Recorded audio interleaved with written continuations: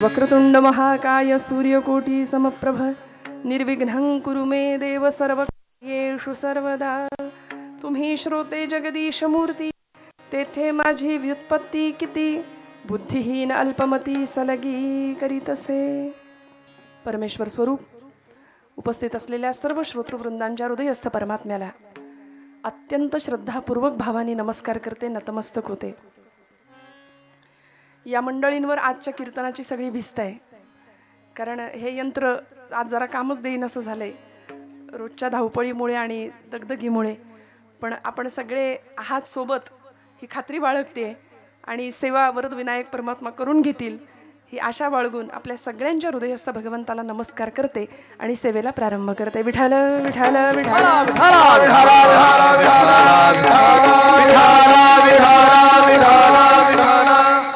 अतिशय गुणीजन गायक वादक सर्व साथीदार मित्रमंडळी, आपण सर्व संयोजक आयोजक महिला वर्ग मोठ्या संख्येने उपस्थित आहे।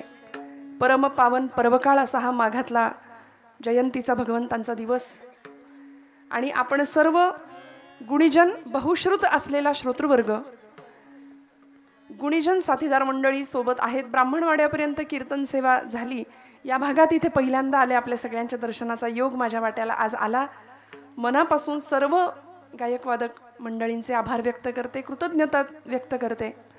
ज्यांच्या माध्यमातून मी इथे आले असे आमचे रवींद्र काका भाटे, मनापासून प्रदीप भाटे यांच्या ऋणात राहते।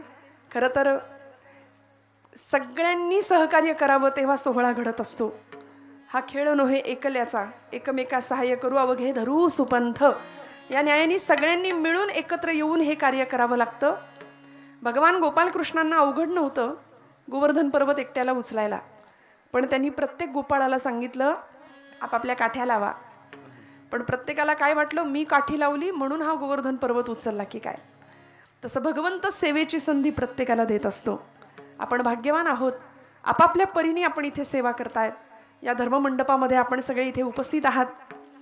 आजचा माघ शुक्ल चतुर्थीचा परम पावन पर्वकाळ असा तो साधण्याकरता आणि आजच्या दिवशीची कीर्तन सेवा माझ्या परम भाग्याने माझ्या वाट्याला या श्री वरद विनायक देवस्थानच्या माध्यमातून वरद विनायकाच्या चरणी सुपूर्त व्हावी ही त्या वरद विनायकाची इच्छा, म्हणून आपल्या सगळ्यांचे आशीर्वाद मागते। अतिशय गुणीजन गायकवादक मंडळी, इतका गोड, मुळात ते वाद्य घडवणारी व्यक्ती आहे, त्यामुळे त्यांच्याबद्दल काय बोलावं, इतका गोड हात आहे, इतकं गोड वादन आहे। त्यामुळं मला कधी कधी असं वाटतं, परांजपे सोबत असतात कधी कधी पेटीला, ते नसले की हाही लाभ मग आम्हाला मिळतो।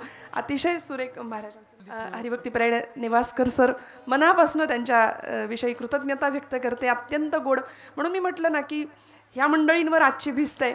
खरं तर तुम्ही आम्ही खेळीमेळी गदारोळी आनंदे, बऱ्याचदा मी कीर्तन केलं असा अहंकार निर्माण होऊ शकतो, पण तूची श्रोता वक्ता ज्ञानासी अंजन, सर्व होणे जाणे तुझी हाती, असं तुकोबराय त्याला म्हणतात। तुका म्हणे तेथे नाही मी तू पण स्तवावे ते कवण कवणा लागी। जिथं मी तूपणाची बुळवणच होऊन गेली तिथं कुणी कुणाचं स्तवन करायचं।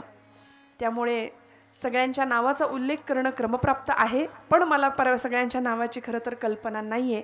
त्यामुळे ओघात मी नंतर विचारते या सगळ्या मंडळींना नावं, पण अत्यंत खरं तर नावापेक्षा नामासाठी आपण इथे जमलो याची जाणीव इथल्या सगळ्यांना आहे, पण तरीसुद्धा या सगळ्यांचा मोठेपणा आहे, त्यांच्या ऋणात राहते। आमच्या वृषालीताईंना ताईंना सुद्धा धन्यवाद देते की त्यांनी आल्या आल्या छान स्वागत आणि मस्त छान अगदी घरगुती पाहुणचार केला। इतक्या गडबडीमध्ये आपण सगळे, इतक्या संवेदना इथं एकत्र आहेत सगळ्यांच्या, आपल्या सगळ्यांच्या सद्भावना इथं एकत्र आल्यात। आणि बघा तुम्ही काय चैतन्य आहे, वरद विनायकाचं अधिष्ठान समोर आहे, त्याच्या सेवेसाठी त्याच्या साक्षीने आपण सगळे इथे आहोत। 2 यूट्यूब चॅनल आहेत का? हो का, बरं, थोडं सांभाळूनच घ्या कारण आज आवाजच नाही आहे। बघा तुम्ही तुमच्या पद्धतीने विठाल विठाल विठाल।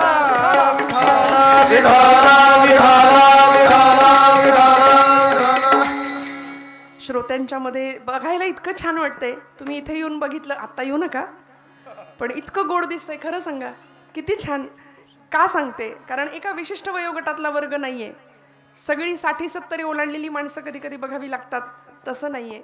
इथे तरुण मंडळी आहेत, आबाल वृद्ध सगळी मंडळी उपस्थित आहेत. अगदी 5-5 वर्षाचे लेकरं सुद्धा आहेत समोर. दृष्ट काढा त्यांची घरी गेल्यावर. इतकी गोड संतती. कोणी कन्यापुत्र होती जे सात्विकता यांचा हरिख वाटे देवा. मला सांगा, आमच्या घरातली प्रत्येक लेकरं अशी कीर्तनात येऊन बसायला लागली तर काय कोतुळचं भाग्य असेल पुढचं, काय वैभव असेल. कल्पना करा. ओढून ओढून आणावं लागतं काही गावात, कीर्तनाला चला कीर्तनाला चला. पण मला असं वाटतं इथे सगळीच आली आहेत. आज ठरवून आलेत का सगळे? सगळ्यांना घेऊ, हो ना? हो म्हणतायत. वा वा, क्या बात आहे. असा उत्साह नेहमी पाहिजे बरं का, परमार्थात, अध्यात्मात, आपल्या लेकरांच्या बाबतीत, आपल्या बाबतीत. कारण आपल्यावर बऱ्याच गोष्टी अवलंबून आहेत. सगळ्यांच्या चरणी कृतज्ञतापूर्वक वंदन करते. विणेकरी महाराजांचे वयाने लहान आहेत पण अत्यंत ही गोड. या पोरांसाठी एकदा टाळ्या वाजवा नाही, लेकरांसाठी. हे भाग्य आहे वारकरी संप्रदायाचं आणि हे वैभव आहे खऱ्या अर्थी. ही सर्व गुणीजन मंडळी अत्यंत मनापासून आपली सेवा देत आहेत. प्रत्येकाच्या हृदयस्थ पांडुरंगाला नमस्कार करते. संतश्रेष्ठ जगद्गुरु तुकोबारायांचा बऱ्याच जणांच्या परिचयातला अत्यंत सोपा सुटसुटीत असा अभंग आजच्या दिवशीसाठी निरूपणाकरता घेतलाय. मंगलमूर्तींचा उत्सव आहे. विनायकी चतुर्थी, महोत्कट असं त्या भगवंताचं आजचं नाव आहे. महोत्कट विनायक. या सेवेसाठी, श्रवणासाठी उपस्थित असलेली पंचक्रोशीतली सर्व मान्यवर मंडळी, या गावचे सर्व माननीय ग्रामस्थ, महिला वर्ग, पुरुष वर्ग, बंधुवर्ग, वैदिक पौरोहित्य क्षेत्रातली काही मंडळी असतील तर मनापासून त्यांना नमस्कार. सर्व ज्येष्ठ वारकरी संप्रदायाला वाहून घेतलेली मंडळी, त्यांना मनापासून नमस्कार. आणि या विनायकी चतुर्थीच्या परमपावन सुमुहूर्तावर माझ्या परमभाग्याने आपल्या सगळ्यांचं दर्शन घेतेय. आदिती माता आणि कश्यप ऋषी. विठ्ठल विठ्ठल विठ्ठल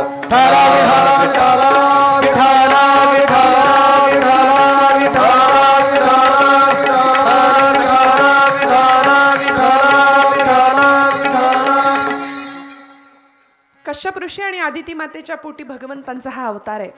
भगवंतांच्या 3 चतुर्थ्या आपण वर्षभरात साजरा करतो. वैशाख पौर्णिमेला असणारी ती एक चतुर्थी, आपण भाद्रपदात गणपती घरी आणतो, पार्थिवाची पूजा करतो. ती भगवंतांची पार्थिव पूजेतली ती मूर्ती किंवा ती चतुर्थी. आणि या आजच्या दिवशी माघ महिन्यातल्या शुक्ल चतुर्थीला येणारी आजची भगवंतांची जयंती. कशासाठी भगवंत अवतार घेतो? प्रत्येक वेळी भगवंताला अवतरती, खाली येतो भगवंत तुमच्या माझ्या करता. अनंत कोटी ब्रह्मांड नायकाला अवतार घ्यावा लागतो. कशा करता अवतार घेतो याचं कारण भगवद्गीतेमध्ये सांगितलंय. परित्राणाय साधूना, परित्राणाय साधूना, परित्राणाय साधूना, विनाशाय च दुष्कृता, विनाशाय च दुष्कृता, धर्म संस्थापनार्थाय, धर्म संस्थापनार्थाय संभवामि युगे युगे, परित्राणाय साधूना, परित्राणाय साधूना, साधूना, साधूना, परित्राणाय साधूना, विनाशाय च दुष्कृताम, धर्म संस्थापनार्थाय संभवामी युगे युगे. भगवंत अवतार घेतो, जन्म घेतो. कशा करता? साधूंचं परित्राण करण्याकरता, दुष्टांचा विनाश करण्याकरता आणि धर्माची पुनर्संस्थापना करण्याकरता. धर्म रक्षावया अवतार घेसी, आपुल्या पाळीसी भक्त जना, आपुल्या पाळीसी. धर्म रक्षावया अवतार घेसी, आपुल्या पाळीसी भक्त जना, आपुल्या धर्म रक्षावया अवतार घेसी, धर्म रक्षावया अवतार घेसी, धर्म रक्षावया अवतार घेसी, धर्म रक्षावया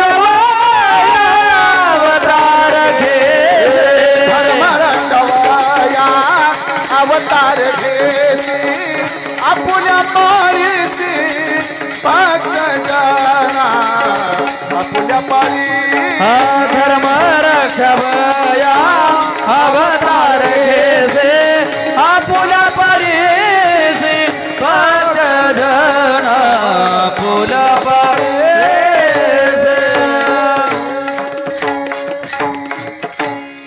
भगवंतांचा अवतार धर्मरक्षणा करताय. तुकोबरायांनी सांगितलं, अनेकांनी सांगून ठेवलं, यदा यदा हि धर्मस्य ग्लानिर्भवति भारत अभ्युत्थानम अधर्मस्य तदात्मनं सृजाम्यहम्. भगवंताला खाली यावं लागतं, संतांना खाली यावं लागतं, तुमच्या माझ्या उद्धाराकरता, दुष्टांच्या नाशाकरता, आणि सगळ्यात महत्त्वाचं कार्य भगवंताच्या अवताराचं धर्माच्या स्थापनेकरता. थोडं लक्ष देऊन ऐका. आजची महोत्कट म्हणजे विनायक चतुर्थी आहे, अंगारक योग आहे आजचा. भगवंतांनी या गणेश मंगलमूर्तींनी विनायक भगवंतांनी अवतार घेतला. देवांतक आणि नरांतक नावाचे 2 राक्षस होते, त्यांना मारण्याकरता. भाद्रपदात आपण जी चतुर्थी साजरी करतो ती सिंधुरासुराला ठार करण्याकरता भगवंत अवतीर्ण झालेत. तारकासुराला मारलंय, सिंधुरासुराला मारलंय, आणि मग या मंगलमूर्तींची अशी अधिकारी सामर्थ्याची भावना आहे, असं सामर्थ्य आहे की भगवंत कलेचे उपासक, कलेची देवता आहे. राक्षसाचा वध करावा आणि सुंदर नृत्य करावं माझ्या मंगलमूर्तीने. आता असं म्हटलं की नाही तर आमची तरुण मंडळी म्हणतात, हा गणपती सुद्धा नाचला होता आणि तुम्ही काय आम्हाला म्हणता वरातीत नाचायचं नाही, डीजे समोर नाचायचं नाही. गणपतीने सुद्धा नृत्य केलं होतं. पायी घागऱ्या करीती ऋण झुण नाद स्वर्गी पोचतो गणराज रंगी नाचतो नाचतो. त्याने नृत्य केलं पण ते क्लासिकल होतं, ते आम्ही करतो बाईवाड्यावर या तसलं नाही. आमच्या पोरांना नाही सांगावं लागत, ताल लगेच धरला जातो. पण मला असं वाटतं हे नृत्य खरं आहे. मगापासून बघताय ना तुम्ही हरिपाठाचे संस्कार. मी आले तेव्हा इतका गोड हरिपाठ चालू होता. ही सगळी मंडळी मार्गदर्शनाला आहेत, ही सगळी लेकरं. त्यामुळे असं कुठं बोललं की पटकन म्हणतात मंगलमूर्ती सुद्धा नाचले होते, देवी सुद्धा महिषासुराला मारल्यानंतर तिने नृत्य केलं होतं, मग आम्ही का नाही. मंगलमूर्तींनी आधी पराक्रम केला आणि मग नृत्य केलंय. ऐका, पराक्रमाशिवाय केलेल्या नृत्याला काय म्हणतात ते मी या गादीवर बोलत नाही. विठ्ठल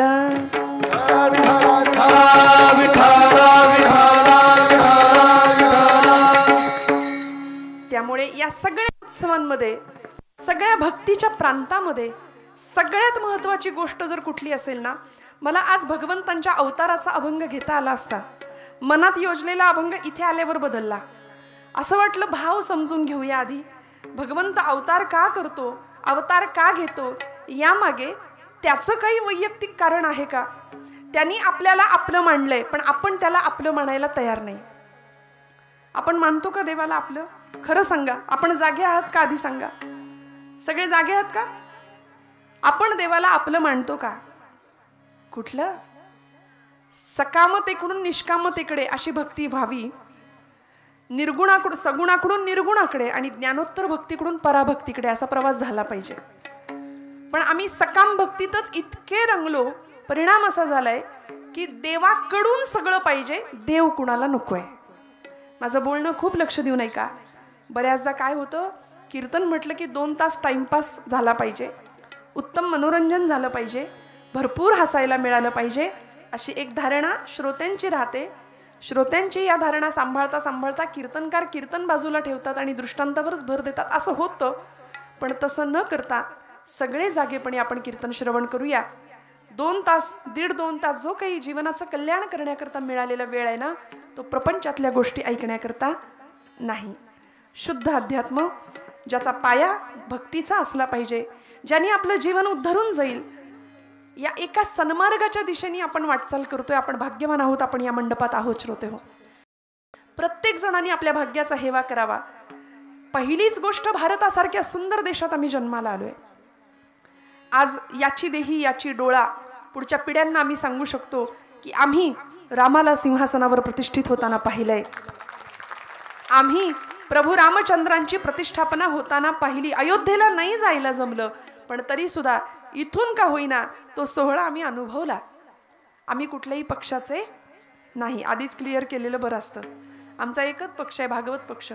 पण सावरकर म्हणतात, जे जे उत्तम उदात्त उन्नत महन मधुर ते जे चांगलं आहे. रामराय गादीवर बसणं, रामरायांची प्रतिष्ठापना होणं आणि 500 वर्षांचा त्यांचा वनवास संपणं फार गरजेचं होतं, फार गरजेचं होतं. प्रभू रामराय सिंहासनावर बसले, त्यांच्या जागेवर विराजमान झाले. आम्ही भारतवासी खऱ्या अर्थी भाग्यवान ठरलो. आता खबरदार, आता रामाचं गणपतीचं नाव घेणाऱ्यांनी आनंदात राहा, काळजीच नको, कारण मीरा रोडला घडलेलं प्रकरण फार जुनं नाहीये. आता धर्माच्या गप्पा मारणारी माणसं आजूबाजूला जरी दिसली तरी धर्माचं खरं वर्तन करणाऱ्यांची आज गरज आहे, धर्मशास्त्र सांभाळणाऱ्यांची आज गरज आहे. म्हणून आपण भाग्यवान आहोत की इथे मंगलमूर्तींच्या या अधिष्ठानासाठी आपण आलो आहोत, त्याच्या समोर आलो आहोत, त्याची सेवा आपण करतोय. आणि कीर्तन ही नवविधातली सर्वश्रेष्ठ अशी भक्ती आहे. कीर्तन चांग, कीर्तन चांग होय अंग हरिरूप. काय मिळवायचं 2 तासाच्या कीर्तनात? काय मिळवायचं? दृष्टांत घेऊन घरी जायचा का? सिद्धांत पक्का व्हावा याकरता दृष्टांताची योजना असते. पण आम्ही काय करतो? सिद्धांत तिथेच राहतो. अभंग तुमचा तुम्हाला लखलाभ, आम्ही निघालो विनोद घेऊन घरी. फक्त विनोदाकरता कीर्तन नाही. जेणेकरून मूर्ती ठसावी अंतरी श्रीहरीची, ऐसी कीर्तन मर्यादा हो संतांच्या घराची. हे कीर्तनाचं इप्सित आहे. समाधीचे सुख सांडा ओवाळूनी, ऐसा या कीर्तनी ब्रह्मरस. या ब्रह्मरसाचं पान आम्हाला करता आलं पाहिजे. याकरता आपण सगळे इथे आहोत श्रोते हो. हा ब्रह्मरस अनेकांना चाखायला, हा ते थोडं बघा ना काही करता आलं तर. या ब्रह्मरसाचं पान आम्हाला चाखायला मिळावं याकरता संतांचं काळीज तळमळलं, संत व्याकुळ झाले. आणि म्हणून तुम्हाला मला तुमचा माझा पूर्णपणे उद्धार व्हावा याकरता. नाही राहू दे आता, हालचाल नका करू, असू दे, काही हलवू नका. विठ्ठल विठ्ठल विठ्ठल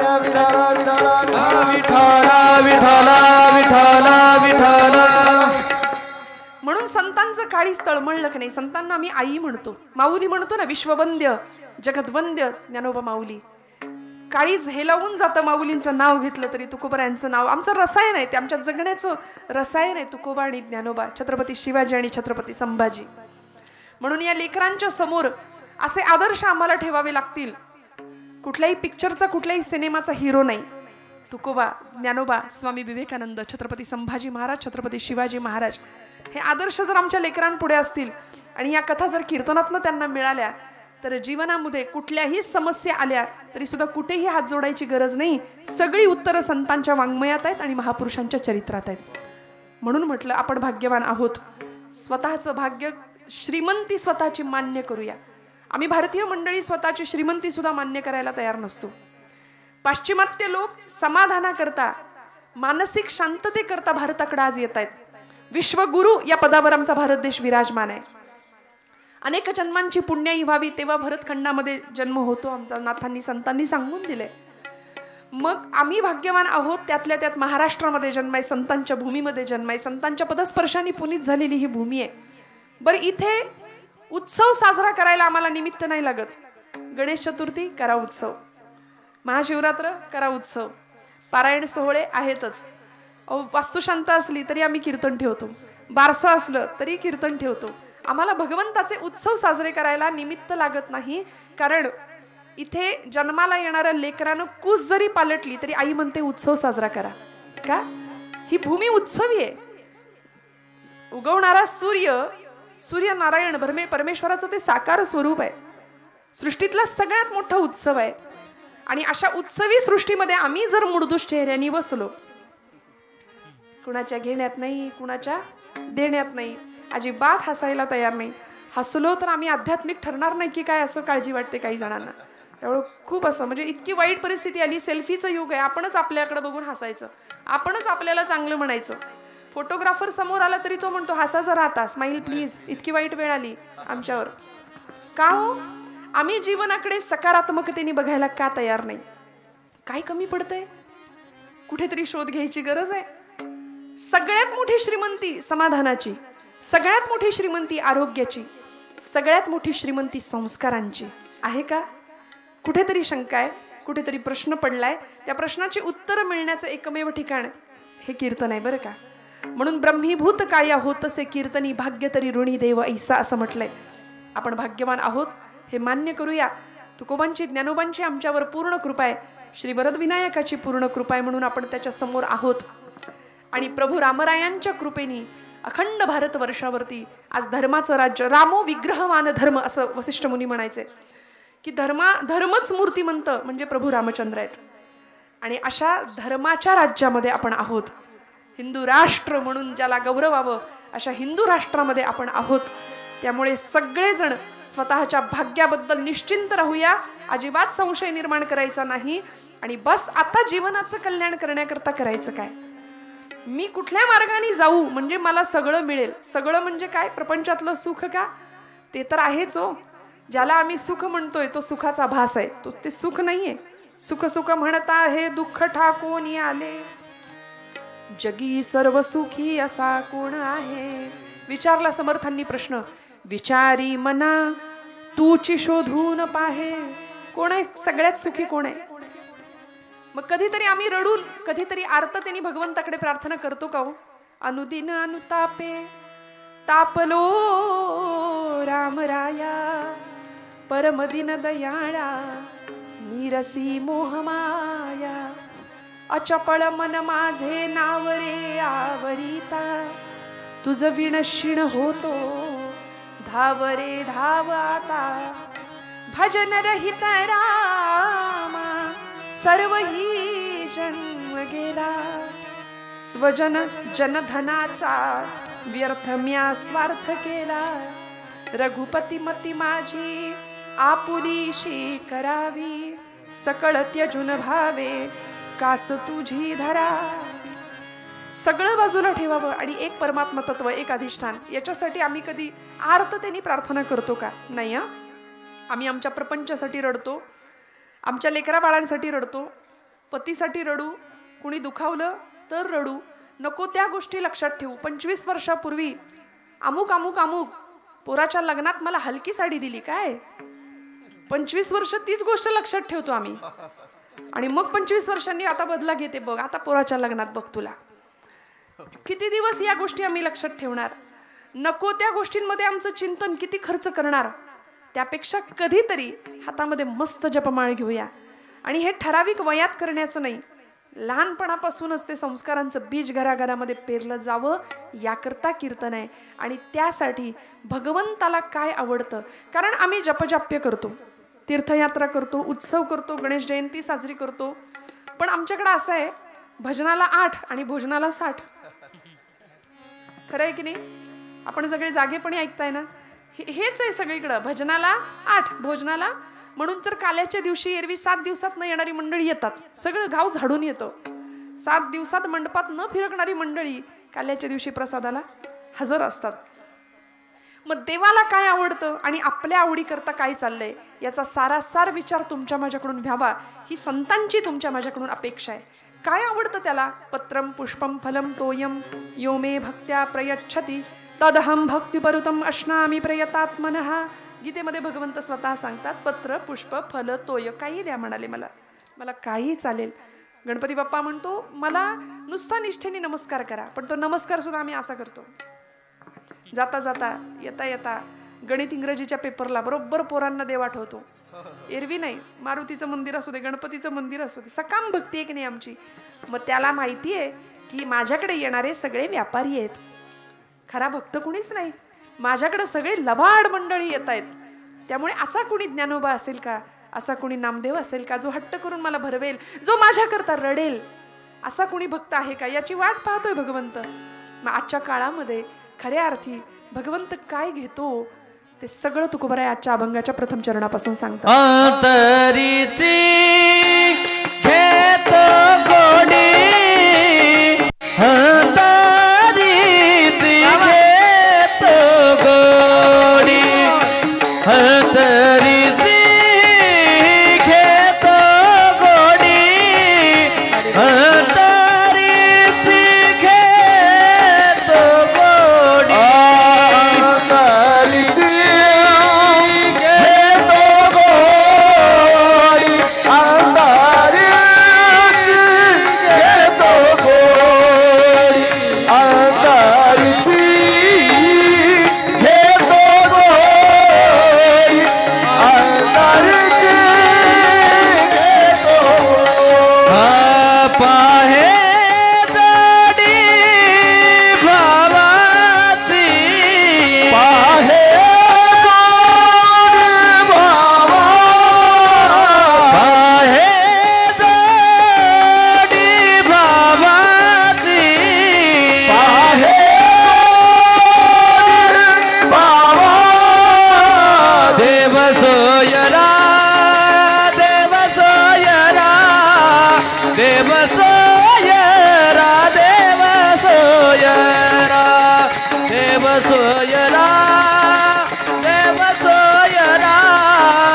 देव सोयरा देव सोयरा देव सोयरा देव सोयरा देव सोयरा देव सोयरा देव सोयरा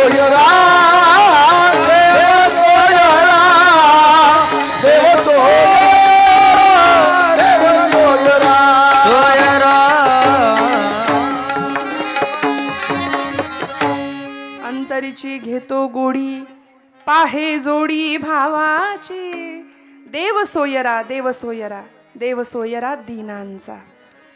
तुकोबरायांनी आम्हाला सांगितलं भगवंत काय घेतो, त्याला काय आवडतं आणि तू काय बघतो.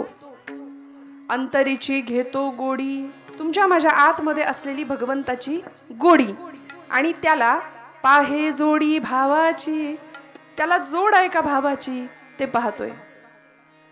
श्रोते हो, एक प्रश्न तुम्हाला जाता जाता विचारणार आहे. महिला वर्ग, आज तुम्ही बहुसंख्य आहात. मी नेहमी एक प्रश्न विचारते, आपण एसटीने प्रवास करता का? बसता ना लाल डब्यात, एसटी महामंडळ. आता आपलीच आहे एसटी, आहे की नाही? बसले तरी उठ म्हणू शकतो आपण, पण तसं करू नये बरं का. आधीच त्यांना आता बघा ना, इथं पण आरक्षण कमीच आहे. विठ्ठल विठ्ठल विठ्ठल विठ्ठल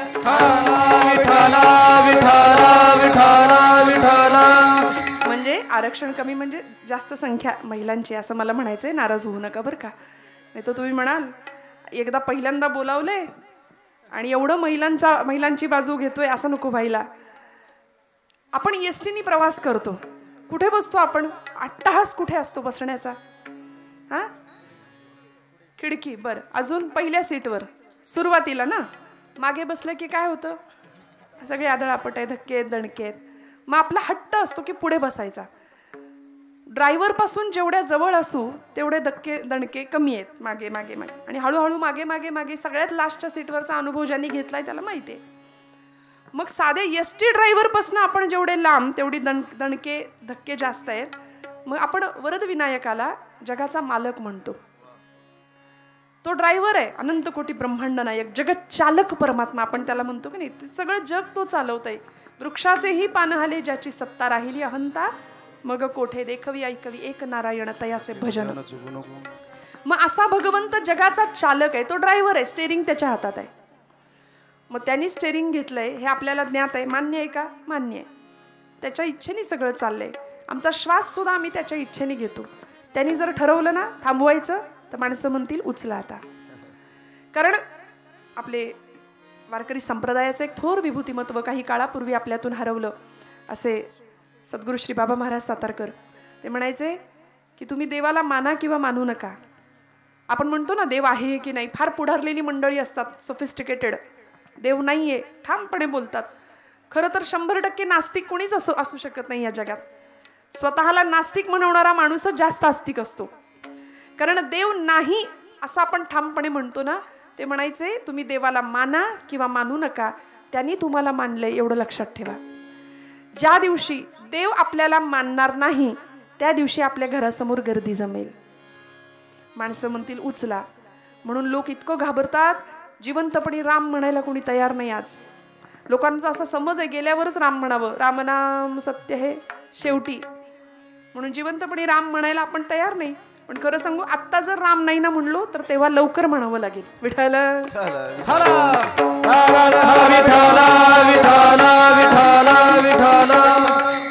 मग त्या जगत चालकापासून, जसं एसटी ड्रायव्हर पासून आपण जेवढ्या जवळ असू तेवढी आदळापट कमी आहे, तसं त्या जगत चालक परमात्म्यापासून आपण जेवढे जवळ असू तेवढे धक्के दणके कमी बसतील आयुष्यात.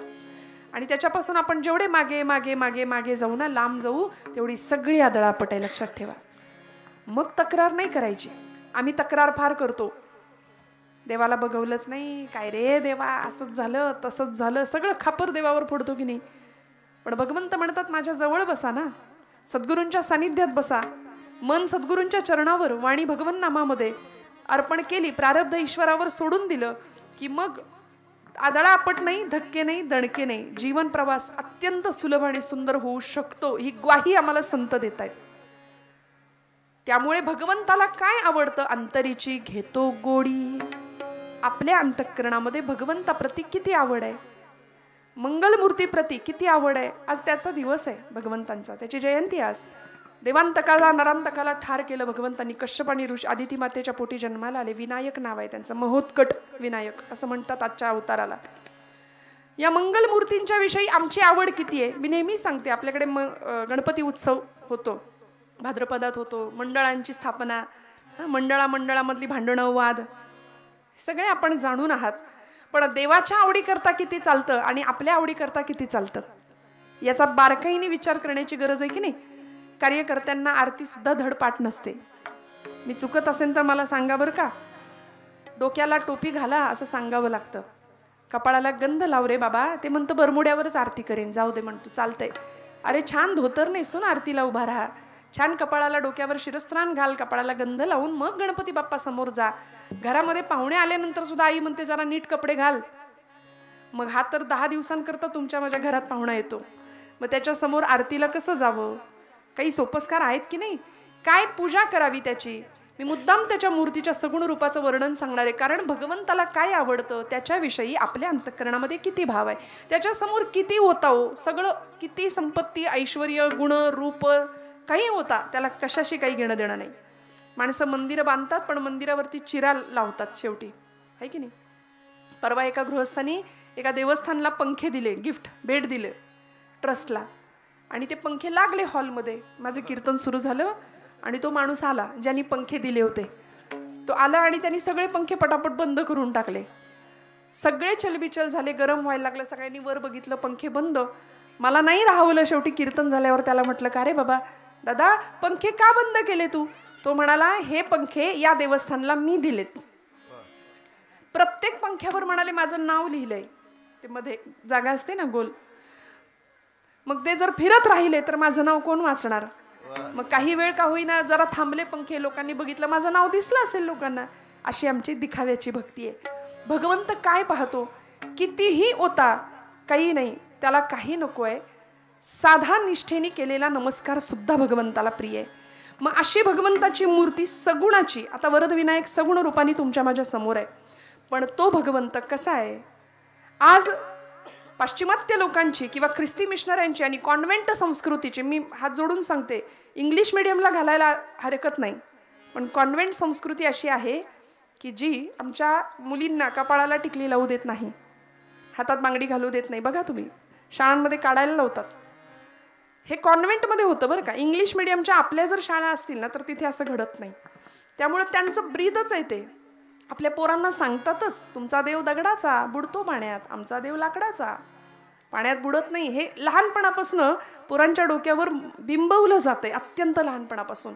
त्यामुळे धर्मांतर असू देत आणि आपल्या धर्माविषयीची स्वाभिमानाची वृत्ती ती कमी होते. मग मुलांची करावंसं वाटत नाही देवधर्माचं काय. मी माझ्या पदरचं नाही सांगत, गणपती बाप्पाला एलिफंट गॉड म्हणण्या इतपत मजल गेली आहे या लोकांची. मारुतीरायाला मंकी गॉड म्हणतात. आम्ही कुठे आहोत, आम्ही जागे नाही आहोत याचा अर्थ. आमचं हित कशात आहे, या हिताच्या ठिकाणी जागे राहा. तुकोबराय म्हणले होते, आपुलिया हिता जो असे जागता धन्य माता पिता तयांजिया.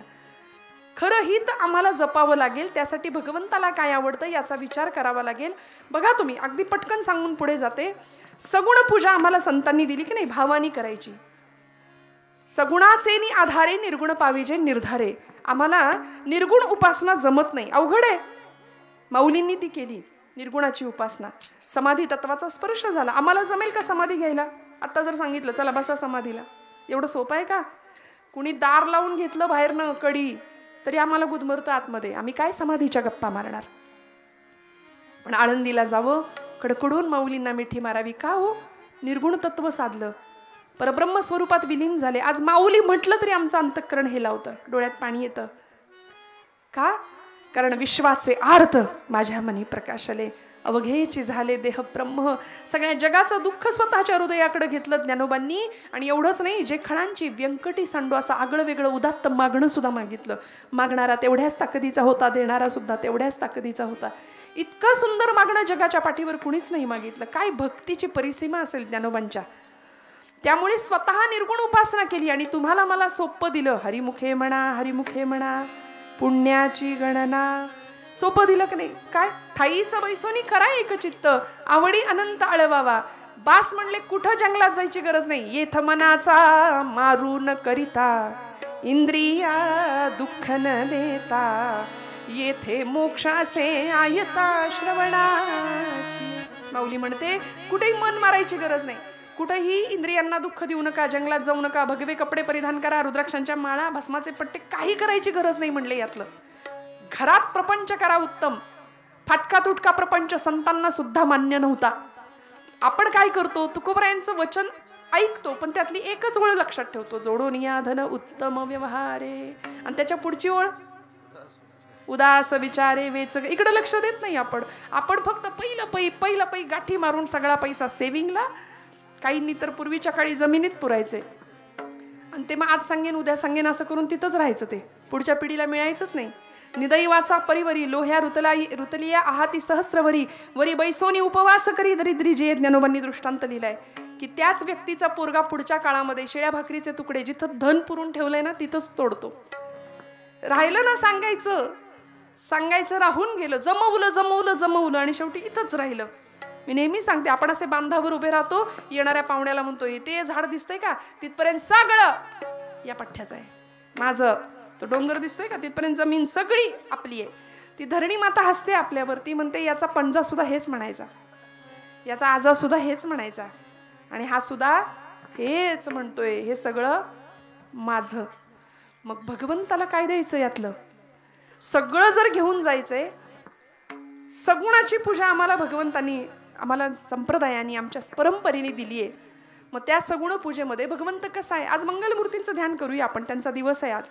शास्त्राने मंगलमूर्तींची प्रतिमा किंवा जशी आत्ता मूर्ती एक नाही वरदविनायकाची तशी सांगितली आहे. छान मांडी घालून बसलाय, एक पायासा वरती आहे भगवंतांचा. हां, स्थिर बुद्धीचं ते लक्षण आहे बरं का, खूप लक्ष देऊ नाही का. त्याचंच आसन स्थिर असू शकतं ज्याची बुद्धी स्थिर आहे. आमची बुद्धी 10 ठिकाणी फिरते है की नाही. बुद्धीचे वैभव अन्य नाही तुझे एका केशवराजे सकळ सिद्धी, असं ज्ञानोबाराय म्हणतात ना. ती बुद्धी आम्हाला त्या केशराजापर्यंत घेऊन जाते. स्थिर बुद्धीचं लक्षण आहे स्थिर आसन. म्हणून प्रत्येक लहान मुलांनी, शाळकरी मुलांनी, कॉलेजवयीन मुलांनी मोबाईलकडे थोडंसं दुर्लक्ष करून गणपतीची उपासना करायला घ्यावी, कारण स्थिर बुद्धी दाता येतो, विघ्न हरता येतो. आसन स्थिर त्याचंच असू शकतं ज्याची बुद्धी स्थिर आहे. आता कीर्तनात जरी बसलो तरी 100 आसनांचे प्रकार आमचे होतात करून, एकदा या मांडीवर एकदा त्या मांडीवर, आहे की नाही. पण स्थिर बुद्धी पाहिजे. बुद्धी स्थिर, मन स्थिर असेल तर आमचं आसन सुद्धा स्थिर राहील. बघा, गणपती मांडी घालून बसलाय, त्या गणपतीला भलं मोठं पोट आहे ना.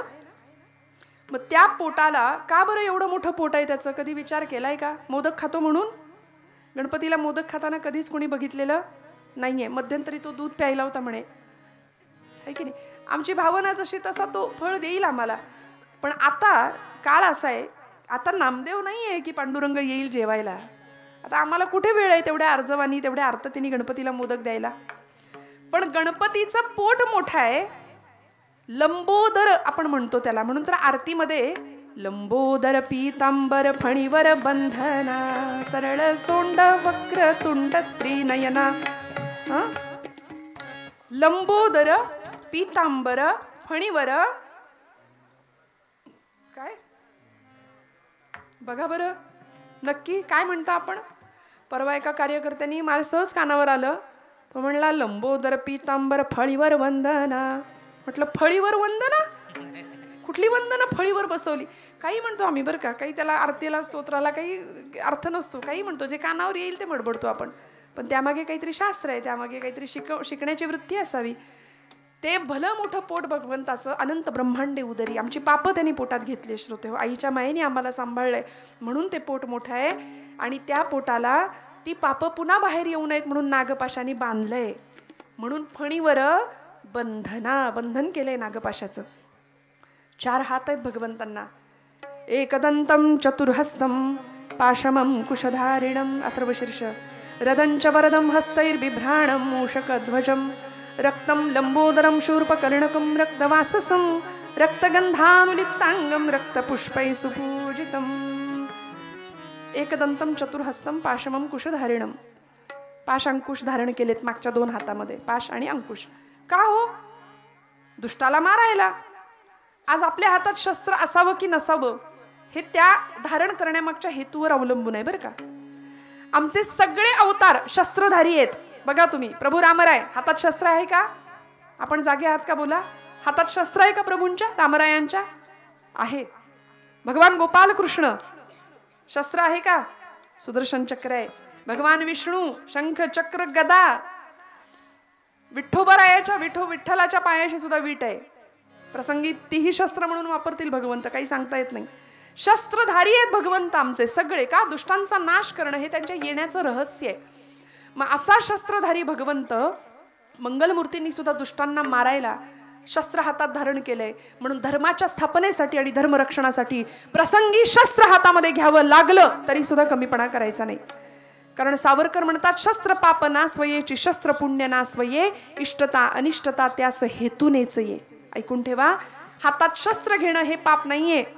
त्या शस्त्राचा आपण वापर कसा करतो त्यामागच्या हेतूवर ते पाप पुण्य ठरेल.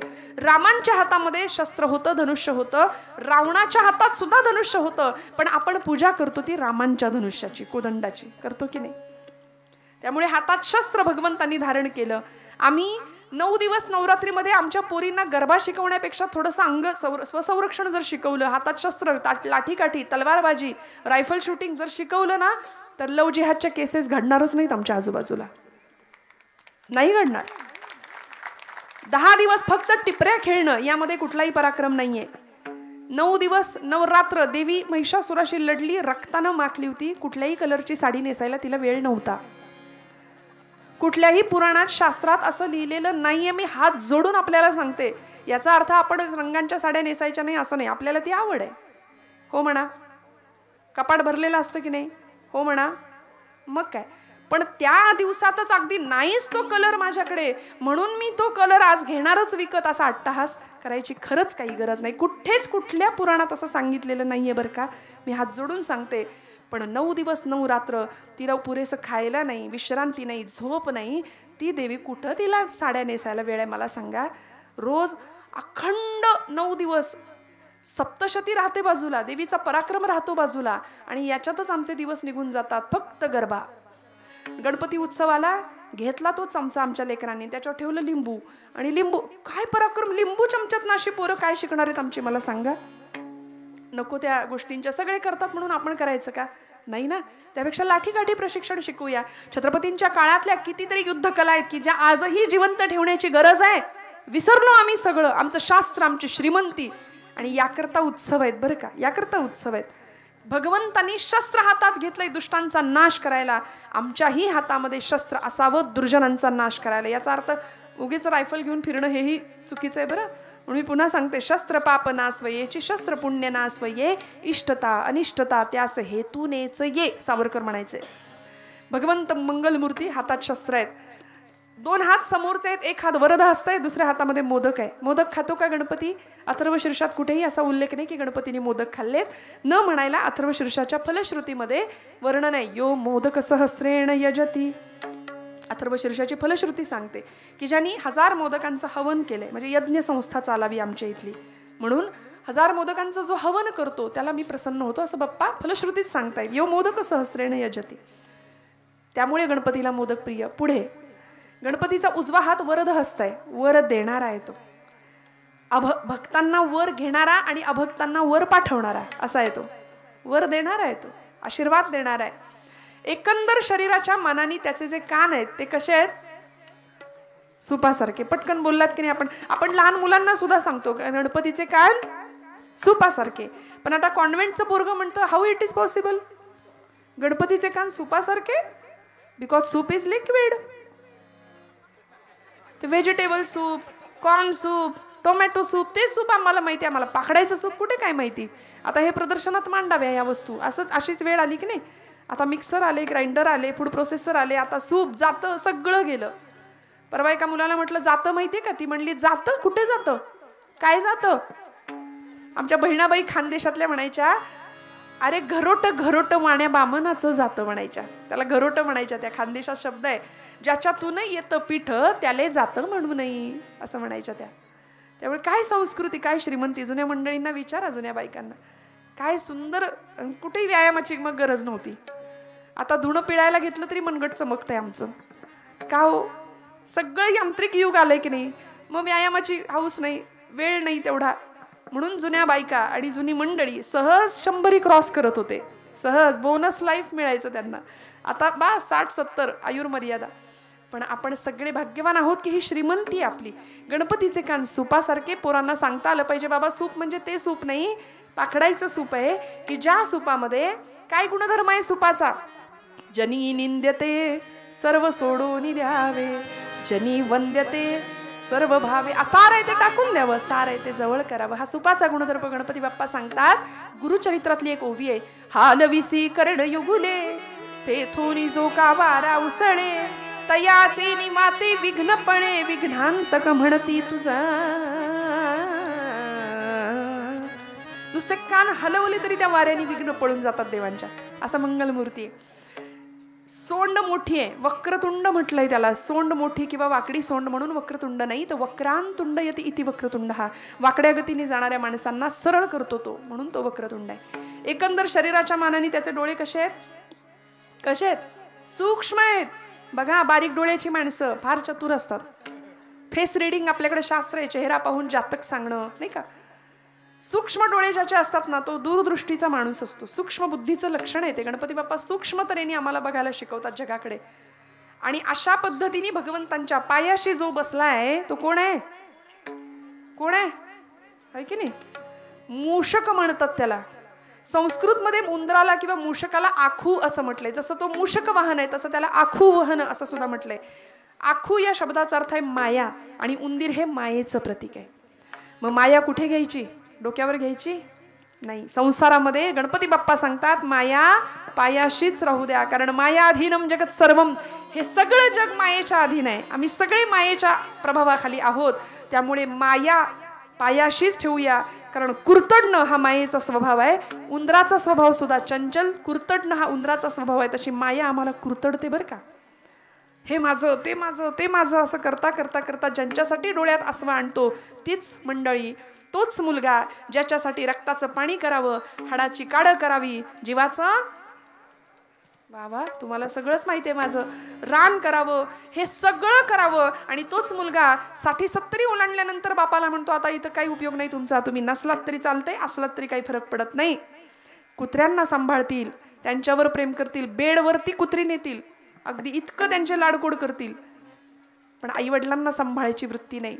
मग हे सगळं कधी अनुभवायला येतं? जगाने दिलेलं नाकारले पण वाट्याला येण्यापूर्वी सावध होऊया आणि आपलं कोण आहे याचा विवेक करूया. तुकोबराय सांगतात कोण आहे माझं अभंगाचं दुसरं चरण. देव सोयारा, देव सोयारा, देव सोयारा, देव सोयारा, देव सोयारा, देव सोयारा,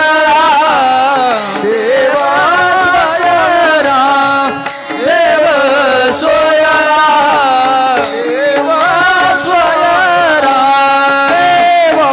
सोयारा, देव सोयारा,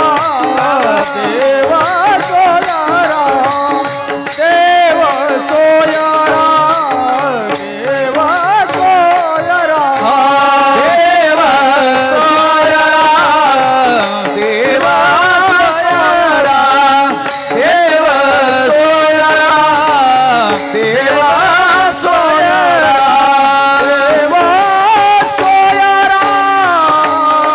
देव सोयारा,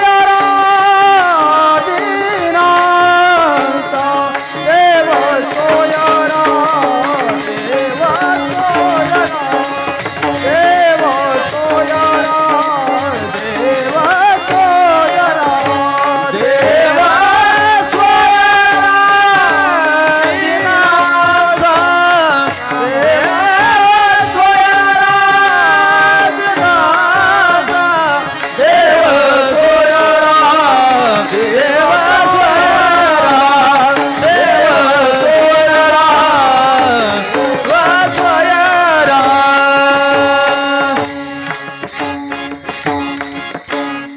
ही माणसं आहेत म्हणून कीर्तन आहे बरं का. उगीच मी म्हटलं मगाशी की मी कीर्तन केलं असा अहंकार होऊ शकतो, पण ह्या मंडळींशिवाय सेवा होऊ शकत नाही. जोरदार टाळ्या वाजवा सगळ्या गायक वादकांसाठी. काय महाराजांची नावं सांगाल तुम्ही? हा, हरिभक्तीपरायण रमेश महाराज, हा हरिभक्तीपरायण रमेश महाराज देशमुख, हरिभक्तीपरायण प्रवीण महाराज, हरिभक्तीपरायण निखिल महाराज. जोरदार टाळ्या वाजवाल. मला मान्य आहे याच्यामध्ये वेळ जातो, आपण सगळे नको म्हणताय. लोक आम्हाला लिस्ट देतात आधीच, ही नावं घ्या. त्यामुळे नावापेक्षा नामापेक्षा नावासाठीच कीर्तनाला आलोय की काय असं वाटतं. विठ्ठल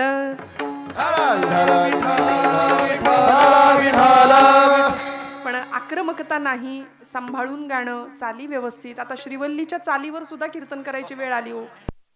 दुर्भाग्य आमच्याही नशिबात येतं कधी कधी, काय करायचं.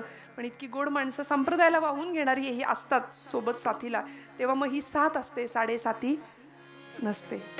त्यामुळं काय महाराजांचं नाव, हा हरिभक्तीपरायण विशाल महाराज, हरिभक्तीपरायण विठ्ठल महाराज बोराडे. मनापासून नमस्कार करते, सगळ्यांच्या कृतज्ञतेत राहते. तुम्ही आहात म्हणून कीर्तन आहे. कारण ही साथ फार महत्वाची असते. मी नेहमी एक वाक्य म्हणते, नादब्रह्म, स्वरब्रह्म आणि शब्दब्रह्म एकत्र आलं तरच कीर्तनात परब्रह्म साकार होतं. असं तसं येतच नाही. म्हणून महाराज म्हणले ना की कर जोडून पायी ठेवत असे माथा, तुका विनवी पंढरीनाथा, रंगी ओढवावी रंग कथा, पुरवी मनोरथा माय बापा. रंगदेवता कीर्तनात यायची असेल, सगळ्यांचा सहभाग आणि सगळ्यांनी मनापासून सेवा देणं फार गरजेचं असतं. जसा त्यांचा सहभाग तसा श्रोते म्हणून आपला सहभाग. आपण इतक्या छान पद्धतीने कीर्तन श्रवण करताय, याचं कारण असं आहे की कीर्तनकारावरचं प्रेम नाही, हे कीर्तनावरचं प्रेम आहे आपलं. बरोबर आहे ना? हो म्हणा मोठ्यानी. कीर्तनकार येतील जातील, तो कसा आहे कशी आहे हे सगळं विसरून जा. वक्ता, व्यक्तित्व, वक्तृत्व आणि व्यक्तिमत्व, 4 गोष्टी असतात. वक्ता, वक्तृत्व, व्यक्तिमत्व आणि वक्तव्य. यातलं लक्षात ठेवायचं ते फक्त वक्तव्य, बाकी सगळं विसरून जायचं. कीर्तनकार येतील जातील, हजारो मंडळी या गादीवर येऊन गेली, पण ही गादी आजपर्यंत आहे. अनादी कालापासून, देवर्षी नारदांपासून नामदेव महाराजांनी पुढे ती गादी चालवली आणि या गादीवर आपल्या सगळ्यांची निष्ठा राहू दे, एवढंच मी मागणं मागेन. त्यामुळे भगवंत आपला आहे एवढं कायम डोक्यात ठेवूया. देवसोयरा देवसोयरा देवसोयरा, दीनांचा भगवंत आपलाय, त्याच्याशिवाय कुणीच आपलं नाही. पटेल का मनाला बुद्धीला? भगवंत पूर्ण कृपा करतो का? पूर्ण कृपा करतो. कुणावर केली? अनेकांवर केली. उदाहरण दिलं, व्याधस्याचरणं ध्रुवस्य च वयो विद्या गजेंद्रस्य का जातिर्विदुरस्य यादवपतेर उग्रस्य किं पौरुषम कुब्जायाः कमनीय रूपमधिकं किंतत् सुदाम्नो धनं भक्त्या तुष्यति केवलं न च गुणैर्भक्ती प्रिय श्रीपतिः. व्याधस्याचरणं, व्याधाचा आचार काय होता पण त्याच्यावर कृपा केली देवानी. आचरणावर देव प्रसन्न होतो असं म्हणावं तर व्याधाचा आचार काय होता पण कृपा केली. ध्रुवस्यच वयो, वय बघून देव कृपा करतो असं म्हणावं तर ध्रुव बाळाचं काय वय होतं? 5 वर्षाचं लेकरू होतं, आढळपद दिलं. किंतत् सुदाम्नो धनम व्याधस्याचरणं ध्रुवस्यच वयो विद्या गजेंद्रस्य का. आपल्याला भागवतातली गजेंद्र मोक्ष कथा माहिती असेल. गजेंद्र हा पशुकुळातला तो राजा होता. गजेंद्र, इंद्र म्हणजे राजा बरं का. गजेंद्र, गजांचा जो राजा तो गजेंद्र, देवांचा जो राजा तो देवेंद्र. बोला, नरांचा जो राजा तो धर्माचा जो राजा तो थांबूया थांबूया थांबूया विठ्ठल विठ्ठल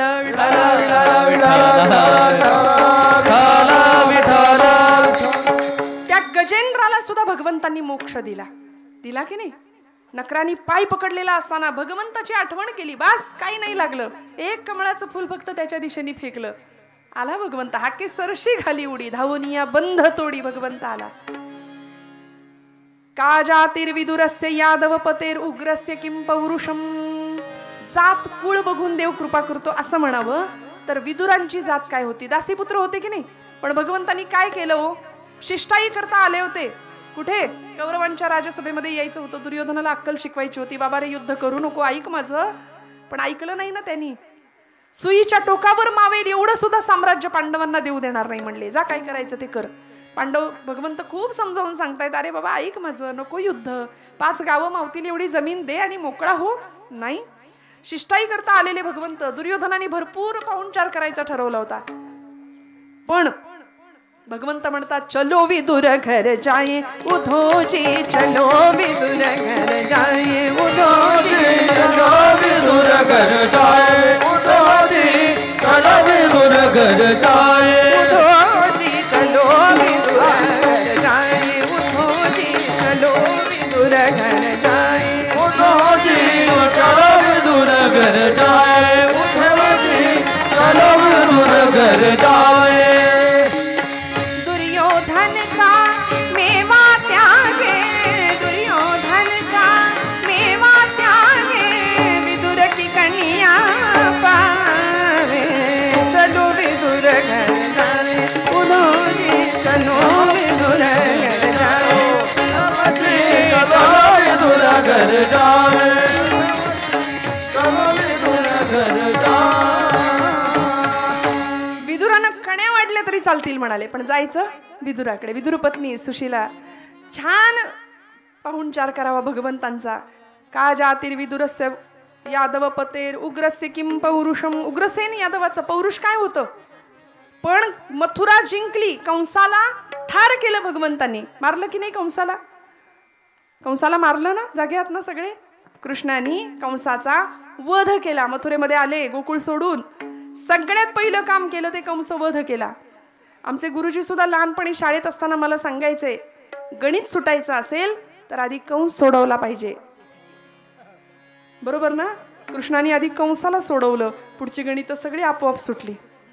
कंस सुटला, मग त्याचं सगळं जे राज्य होतं ना मथुरेचं, ते भगवंत घेऊ शकत होते की नाही खरं सांगा? गादीवर बसले असते, त्यांना कोणी काही म्हटलं नव्हतं, पण औदार्याचा राजा, त्यांनी सगळं दिलं उग्रसेन यादवांना. मुकुट चढवला, वृद्ध झालेल्या उग्रसेनांच्या काही दिवसातनं मोकळं केलं. काय परंपरा होती, बापाला कैदेत टाकायचं आणि स्वतः सिंहासनावर बसायचं, हीच परंपरा सगळी राक्षस लोकांची आहे बरं का. त्यामुळे भगवंतांनी उग्रसेनाला सगळं देऊन टाकलं. का जातिर्विदुरस्य यादव पतेर उग्रस्य किं पौरुषम कुब्जायाः कमनीय रूपमधिकं किं तत्सुदां नोधनम. कुब्जेचं रूप काय पाहिलं, रूपवान व्यक्तीवर देव कृपा करतो असं म्हणावं तर कुब्जा 3 ठिकाणी वक्र होती, वाकडी होती, म्हणून तिला कुब्जा नाव पडायचं, कुरूप. मथुरेमध्ये आले, चंदन हातात होतं, तिच्या कंसाला लावायला निघाली होती. भगवंतांकडे पाहिलं, तिथंच थांबली, बघत राहिली, त्रिभुवनाचं सौंदर्य पाहत राहिली, मदनाच्या पुतळ्याला बघत राहिली, आणि भगवंतांनी तिला हाक मारली, हे सुंदरी. ती लागली रडायला, डोळ्यातनं पाणी आलं. देवा, मस्करी करतोस का रे माझी? अरे कुरूप म्हणतात लोक मला सगळे, मी 3 ठिकाणी वक्र आहे, बघ तरी माझ्याकडे नीट, आणि मला सुंदरी म्हणतोस. भारतीय संस्कृतीने आत्म्याच्या सौंदर्याला महत्व दिलं श्रोते हो, बाह्य सौंदर्याला नाही. आत्मिक सौंदर्य फार महत्वाचं आहे. म्हणून अंतःकरणाची शुद्धता आणि नीतियुक्त आचरण 2 गोष्टी फार महत्वाच्या आहे. मी इथं असलेल्या प्रत्येकाला हात जोडून सांगते, आयुष्यात खूप गोष्टी कमवाल, खूप गोष्टी गमवाल, पण अंतःकरण शुद्ध असेल आणि तुमची नीती जर उत्तम असेल, नीतीचं आचरण असेल ना, तर माझ्यावर विश्वास ठेवा, परमेश्वर काटा सुद्धा टोचून न देण्याची जबाबदारी घेतो. फक्त या 2 गोष्टींचं सांभाळायची, अंतःकरण शुद्ध आणि नीतिमत्तेचं आचरण. कारण आज चारित्र्याचं आचरण कमी पडतंय. आजूबाजूला बघा, चारित्र्य भ्रष्ट माणसं आम्हाला दिसत आहेत, मर्यादे पलीकडचं जीवन आम्हाला दिसतंय. म्हणून रामांची प्राणप्रतिष्ठा झाल्यानंतर इथल्या प्रत्येक देशातल्या तरुणांनी आता इथून पुढे ठरवूया की आता रामचरित्राचा अभ्यास करण्याची गरज आहे. एखादी वेब सिरीज नाही बघितली एखाद दिवशी तरी चालेल, ते डबडं प्रत्येकाच्या हातात आहे. झोपताना उशाला लागतंय, त्याशिवाय झोप नाही लागत आहे. रात्रभर आमची तरुण मंडळी, मला सांगा ना तुम्ही, या पलीकडे एखादी वेब सिरीज, एखादा पिक्चर नाही बघूया, आयुष्य असंही संपणार आहे, पिक्चर बघून पण संपणार आहे आणि देवधर्माचं कार्य करून सुद्धा संपणार आहे. मग जर झिजायचंच आहे तर देवकार्यासाठी, देशकार्यासाठी, राष्ट्रकार्यासाठी आमचं शरीर झिजवूया, ही संतांची धारणा आहे की नाही. भगवंत कृपा करतो. सुदाम्याकडं काय होतं, पण सगळं दिलं. ऋण तरी मुठभर पोहे, त्याच्या व्याजात हे मनगरी, ती व्याज म्हणून सुवर्णाची नगरी दिली. मुठभर पोह्यांचं ऋण होतं, व्याज म्हणून सुवर्णाची नगरी. तुम्ही म्हणाल मुद्दलाचं काय, मुद्दल म्हणून मुक्तीच देऊन टाकली. मुद्दलात मुक्ती देणे ही कोण्या साहुकारे, असा कुठला साहुकार बघितलाय का हो? मुक्ती दिली. आणि सुदामावर सुद्धा कृपा केली, प्रत्येकावर कृपा केली, प्रत्येकावर. भगवंत कुब्जेला म्हणायचे, अगं बाई तू 3 ठिकाणी वाकडी आहे, माझं तरी वेगळं काय आहे, मी सुद्धा 3 ठिकाणी वाकडाच आहे. उत्तरेकडचे संत भगवंताबद्दल बोलताना म्हणतात, हमारे बाकी बिहारी थोडे टेढ़े है. तो वाकडाच आहे, तो नटखटच आहे, 3 ठिकाणी वाकडा आहे. तो पायात वाकडा आहे, कमरेत वाकडा आहे आणि मानेत वाकडा आहे. असाच उभा राहतो की नाही, त्रिभंगी देहुडा, असं भगवंतांचं व्यापकत्व आहे. पण संत आम्हाला सांगतात, त्याला आपलं म्हणायचं आम्ही सोडून देतो आणि नको त्या पद्धतीने भगवंताच्या मूर्तीचं आम्ही बाहुलं करून टाकलं. हे माझे शब्द नाही, हे नाथांचे शब्द आहेत. नाथांनी भारूड लिहिलं आणि त्याला बाहुलं असं नाव दिलं. भगवंताला आपलं म्हणत नाही आपण, फक्त सोपस्कार म्हणून मंदिरात जातो, मूर्तीची पूजा करतो आणि त्या मूर्तीचंच बाहुलं करून टाकले. का बरं नाथांना असं म्हणावं लागलं? ऐकून ठेवा, बाहुल्यांमध्ये खेळण्याचं काही वय असतं ठराविक. बघा, जागेत ना आपण सगळे, बाहुल्यांबरोबर कधी खेळतात पोरं? आता खेळत नाही, सोडून द्या. आता ते डबडं असतं प्रत्येकाच्या हातात. आजोबा सांगतात, मला सुद्धा समजत नाही एवढं त्याला कळतं. हे कौतुक त्याचं 1.5 वर्षाच्या पोराला, ते बरोबर स्क्रोल करतं, बरोबर त्याला कुठलं फंक्शन पाहिजे ते उघडतं. आहे, फास्ट आहे पिढी, सगळं स्मार्ट आहे की नाही आत्ता. पण आम्ही कुठल्या शब्दाचं, कुठल्या गोष्टींचं कौतुक करावं याचं तारतम्य मोठ्यांनी ठेवणं फार गरजेचं आहे. होतं काय माहितीये का, आम्ही आपल्या लेकरांना सांगतो, विठ्ठल विठ्ठल विठ्ठल विठ्ठल विठ्ठल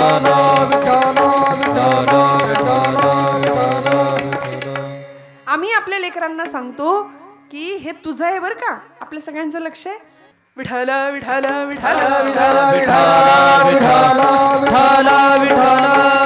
आता लक्ष आहे सगळ्यांचं. आपण आपल्या पोरांना सांगतो, ही एखादी वस्तू, साधं खोड रबर इरेझर असतो, शाळेत नेताना त्याला म्हणतो हे तुझं आहे, कुणाला द्यायचं नाही. ते पोराच्या डोक्यावर पक्क बसतं, हे माझं आहे. आणि मग त्याला गमतीने जरी कोणी म्हटलं बघू बघू बघू बघू मला दे, ते म्हणतं माझं आहे. मग आपण काय म्हणतो, कसं गुंड आहे बघ, माझं माझं करतोय. आम्ही कौतुक करतो नको त्या गोष्टींचं. पण मला सांगायचं आहे असं की अंतःकरणातलं बालपण कधीच नाही हरवू द्यायचं. माझी लिंक तुटली, मी काय सांगत होते खरं. देव सोयरा, देव सोयरा, देव सोयरा दीनांचा. भगवंताला बाहुलं करून ठेवलं. बाहुल्या खेळण्याचं एक विशिष्ट वय असतं. 5 वर्षापर्यंत मुली, लहान मुली बाहुल्यांबरोबर खेळतात. मुलं आहे की नाही, बाहुला बाहुलीचं लग्न लावतील काय, आता खेळत नाहीत, विषय सोडा, जुना काळ. पण तीच मुलं मोठी होतात, तो मुलगा मोठा होतो, त्यावेळी 22व्या वर्षी बाहुल्या बदलतात की नाही, जाग्यात ना आपण. ती जी लहानपणीची बाहुली आहे ती 22व्या वर्षी चालेल का? नाही, 22व्या वर्षी बाहुली बदललेली असते. पण ती जी लहानपणी खेळत असलेली बाहुली असते ना, ती कुठेतरी अडगळीत पडते, भंगारात पडते, कुठेतरी तिचा हात तुटलेला असतो, पाय तुटलेला, गेली ती. मी माझ्या पदरचं नाही, नाथ बाबा सांगतायत आम्हाला की लोकांनी देवाच्या मूर्तीचं असं बाहुलं करून ठेवलंय. शिळा तांब्याचे केले बाहुले, शिळा तांब्याचे केले बाहुले, पकवत शिळा तांब्याचे केले बाहुले, शिळा तांब्याचे केले बाहुले, शिळा तांब्याचे केले बाहुले, शिळा तांब्याचे केले बाहुले, शिळा तांब्याचे केले बाहुले, शिळा तांब्याचे केले बाहुले. पाठ मांडोनी वरी वै सविले, पाठ मांडोनी वरी वै सविले, पाठ मांडोनी वरी वै सविले, पाठ मांडोनी वरी वै सविले. गंधाक्षता झाकोळीले, गंधाक्षता झाकोळीले, या जनासी वेळ लागले, या जनासी वेळ लागले, या जनासी वेळ लागले, या जनासी वेळ लागले, या जनासी वेळ लागले, वेळ लागले, वेळ लागले. शिळा तांब्याचे केले बाहुले, शिळा तांब्याचे केले बाहुले, शिळा तांब्याचे केले बाहुले, शिळा तांब्याचे केले बाहुले. या जनासी वेळ लागले. नाथांनी सांगितलं बाहुलं बनवून टाकलं मूर्तीचं. अहो कुठे आम्ही जास्वंदीची फुलं त्याच्या सोंडेच्या छिद्रात लावतोय, उदबत्त्यांचा जोडगा कुठे नक्की कुठे ठेवतोय, लावतोय, काही तारतम्य नाहीये. पण छान पद्धतीने सगुणाची पूजा करावी. आमची घरची पूजा सुद्धा अशी असते, एकदाच वस्त्र ओढायचं, सगळे स्विमिंग टँकमध्ये आल्यासारखे ते घंगळात येतात एकत्र, एकदाच बुचकळून काढायचं. मग तो गंध नेमका डोळ्यात जातोय, नाकात जातोय की आणखी कुठे जातोय, एवढा वेळच नाही आमच्याकडे. आहे का आमच्याकडे वेळ? नाहीये. मला वेळ नाही हे जगात सगळ्यात खोटं वाक्य आम्ही पटकन बोलून मोकळे होतो. खोटं वाक्य आहे बरं का हे, जगातलं सगळ्यात खोटं वाक्य आहे. मला वेळ नाही. किती द्यायचंय देवाला? तरी गा ऐसे करी. माऊली सांगते, यया आठा प्रहरा माझारी, मोटके निमिष भरी दे तुझाच. बास, निमिष भरी द्यायचंय. डोळ्याची पापणी झाकणं आणि उघडणं याला जितका वेळ लागतो त्याला निमिष म्हणतात बरं का. सेकंदाच्या पेक्षाही कमी काळ आहे हा. मग तेवढंच फक्त द्या म्हणाले. तेवढी आठवण जरी माझ्या भगवंताची तुम्ही काढली ना तरी तो येईल, तो तुम्हाला सांभाळेल. फक्त अंतःकरणात भाव असू दे, त्याच्याविषयी अंतःकरणात प्रेम असू दे. मग तो काय करतो आपल्यासाठी? तिसरं चरण. आपुल्याचं वैभवे, आपुल्याचं वैभवे, आपुल्याचं वैभवे, आपुल्याचं वैभवे, आपुल्याचं वैभवे, आपुल्याचं वैभवे, आपुल्याचं वैभवे,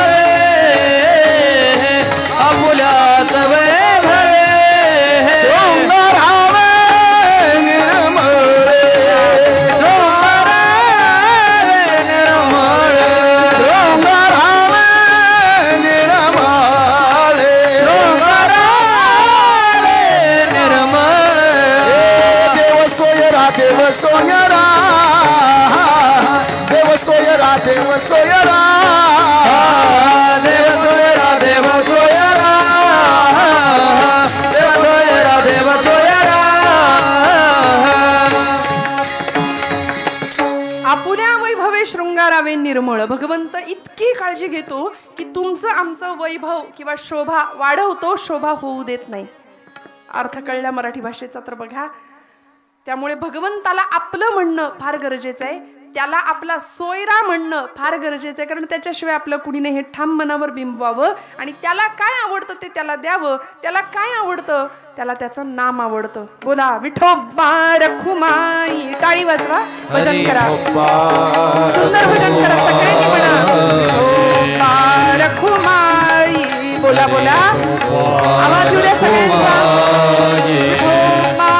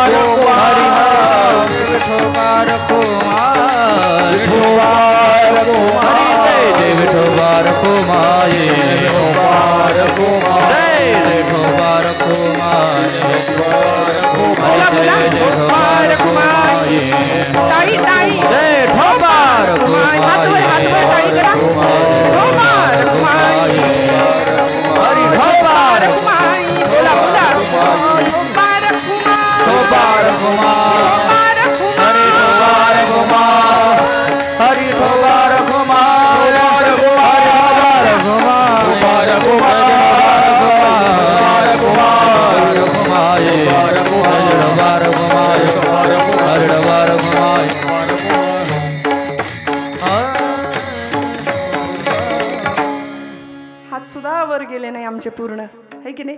इतकी टाळाटाळ आम्ही करतो, वाजव की नको, वाजव की नको. परवा तर असं म्हणजे आपलं इथलं नाही सांगत बरं का, आमचं स्वभाव आहे, आम्ही नारदांच्या गादीवर असतो ना. देवर्षींचा काय गुण आहे? इथलं तिकडे, तिकडचं इकडे. त्यामुळे आम्ही इथलं तिथे कधीच नाही सांगत. पण आपण सगळे अत्यंत सुंदर कीर्तन ऐकताय, नाम सुंदर घेताय. काय शेवटी सोबत न्यायचंय मंडळी.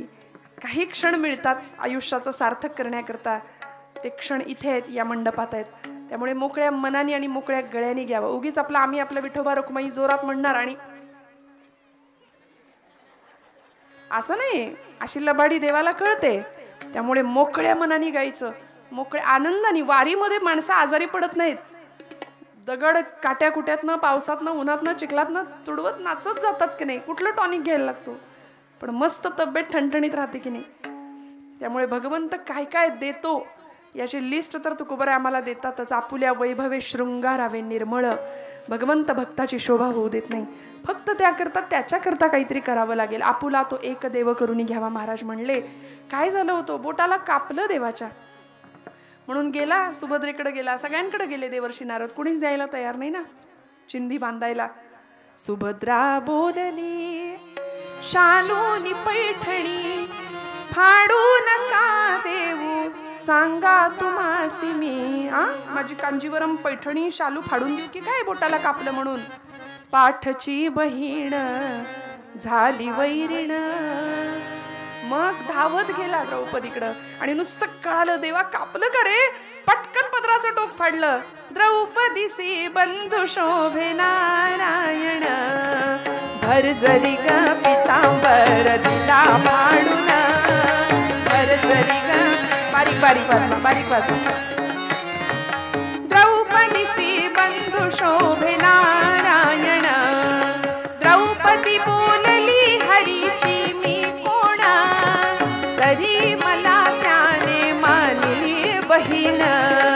हृदयाची चिंधी देईन फाडून, एवढे तयाचे माझ्यावरी ऋण.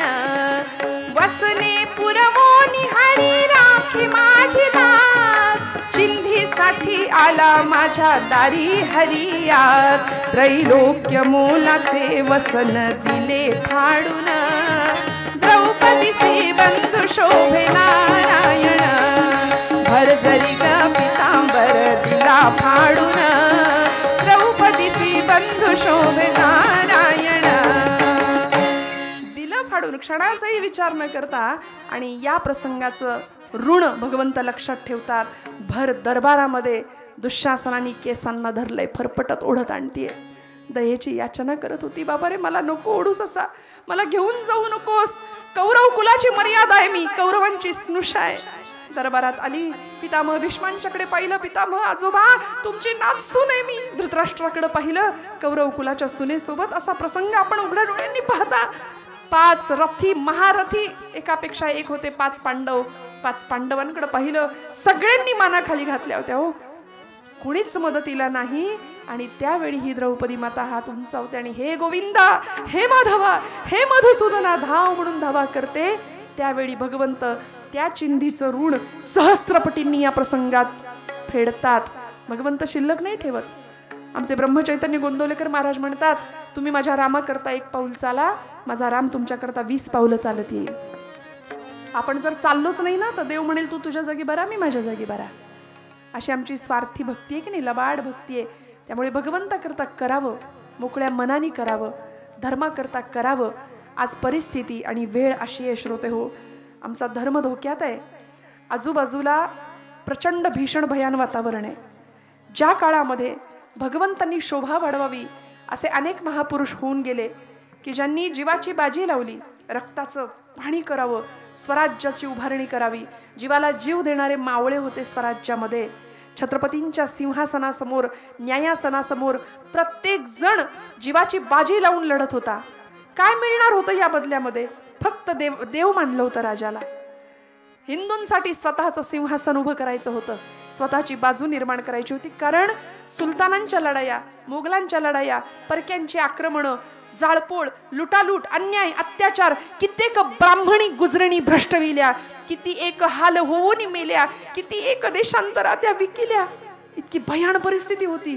हे ऐकायला सोपं आहे. आजचा काळ आपण इथे येऊन आपले उत्सव साजरे करतोय.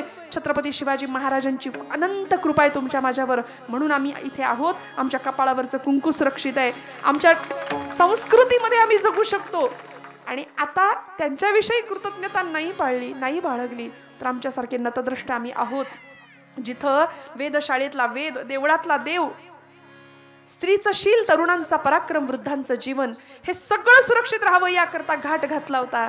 म्हणून तर मंदिरं सुरक्षित होती, देव सुरक्षित होते. सामर्थ्य आहे चळवळीचे, जो जो करील तयाचे, परंतु तेथे भगवंताचे अधिष्ठान पाहिजे.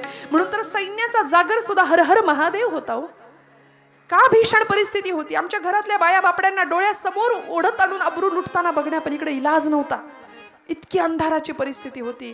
पण या काळामध्ये अशी ठिणगी पेटली स्वराज्याची. आईनं बाळाच्या डोळ्यामध्ये स्वराज्याचं दिव्य स्वप्न पाहिलं. या देशातल्या बाया बापड्यांच्या पदराला वस्त्राला हात घालणारा जर नराधम जन्माला आला तर रांझ्याच्या पाटलाचा जसा निकाल राजांनी केला होता ना, स्वराज्यासमोर आलेला पहिला खटला होता तो. पुण्यापासून अगदी जवळ असलेलं रांझे नावाचं गाव, त्या गावचा पाटील होता बाबाजी भिकाजी गुजर पाटील. सकाळची वेळ 150 मावळ्यांना घेऊन राजे निघाले होते. शंभू महादेवाच्या मंदिराचा भगवा ध्वज दिसला. मंदिरामध्ये गेले, नमस्कार केला भगवंतांना. कुणीतरी गुळपाणी आणलं, पटकन ते प्राशन केलं, सगळ्यांचं क्षेमकुशल विचारलं आणि निघाले. बरं का, भात खाचरं लागली, शेताची बांध लागले. लोकांनी काम करता करता हातातलं साहित्य ठेवलं, मुजरा केला. राज जय भवानी, जय शंभू महादेव, हर हर महादेव. राजांनी अभय मुद्रा द्यावी आणि तेवढ्यात एक भीषण आर्त किंकाळी राजांच्या कानावर यावी. राज वाईस थांबा, राज वाईस थांबा. डोईला मुंडासं होतं, कपाळावरचा घाम टिपला, बगलेत मुंडासं दाबलं आणि ठेचकाळत एक म्हातारा 70 इकडे झुकलेला राजांच्या समोर येऊन उभा राहतो. 150 मावळे कड करतात राजांना. राजे मध्ये उभे राहतात. प्रत्येकाच्या हातात तलवार आहे, भाले आहेत. सिक्युरिटी होती बरं का. त्या म्हाताऱ्यांनी यावं समोर आणि राजांना बघावं. तुमच्यापैकी शिवबा राजा कोण आहे र? तान्यांनी सांगावं, बाबा तुम्ही ओळखत नाही आमच्या राजाला. अव हे नव्ह का आमचं शिवबा राजा. त्या म्हाताऱ्याला वाटलं राजा म्हणजे कोणीतरी 50शीचा असावा, एवढं चांगलं राज्य करतोय. जवळ आला, सर्वांगानं हात फिरवला, डोक्यावरनं हात फिरवला, गालावरनं हात फिरवला. म्हणाले, शाबास र माझ्या राजा, लय चांगलं राज्य करतोयस. म्हणून तो हात फिरता फिरता राजांच्या कमरेला असलेल्या तलवारीच्या वज्रमुठीकडे गेला आणि त्या मुठीवर म्हाताऱ्याचा हात पडला. खरकन विधभर तलवार बाहेर आली आणि सगळ्यांनी म्हाताऱ्याच्या पोटाला, छातीला, पाठीला भाले लावले. अरे आमच्या राजाच्या जीवावर उठतोस वय म्हणले. तो म्हातारा म्हणाला, नाही र, माझं सगळं आयुष्य राजाला मिळू दे. राजा तुला कोण र मारतो? मरायचंच आहे तर तुझ्या तलवारीनं मरावं म्हणून तलवार उपसत होतो. एखादं मातीचं ढेकूळ जसं पाण्यात विरघळावं तशी त्या व्यक्तीची अवस्था झाली होती. स्पुंदून रडत होता. शिवबा राजांनी सगळ्यांना बाजूला केलं. त्या आजोबांना खांद्याला धरून उठवलं. म्हणले, म्हातार बाबा, आजोबा काय प्रसंग आलाय? स्वराज्यात तुम्हाला मरावंसं वाटतं? आम्ही 16 वर्षाचे आहोत, आम्ही लहान आहोत. तुमचं मार्गदर्शन आम्हाला हवंय. माझ्या आईचं मार्गदर्शन मला मिळतंय, यासाठी आम्ही स्वराज्याचा घाट घातला. सांगा तुमच्यावर असा कुठला प्रसंग आला तुम्हाला मरावंसं वाटतं?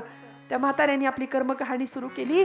तो म्हणतो, राजा माझं एक पोरग आहे अक्षय तुझ्यासारखं. मला म्हणतं राजाच्या सैन्यात जायचंय. पण मी म्हटलो, तू जर राजाच्या सैन्यात गेला तर म्हाताऱ्याच्या पोटाला तुकडा कोण देईल? म्हणून पोरग नको म्हणत असताना मी त्याचं लग्न लावून दिलं. राजा नक्षत्रासारखी पोर माझ्या घरात सून म्हणून आली, माझी लेक म्हणून आली. अक्षी पंगत घातली होती, सगळं गाव जेवायला घातलं. गावचं पाटील सुद्धा आलं होतं जेवायला. पाटील जेवायला बसले.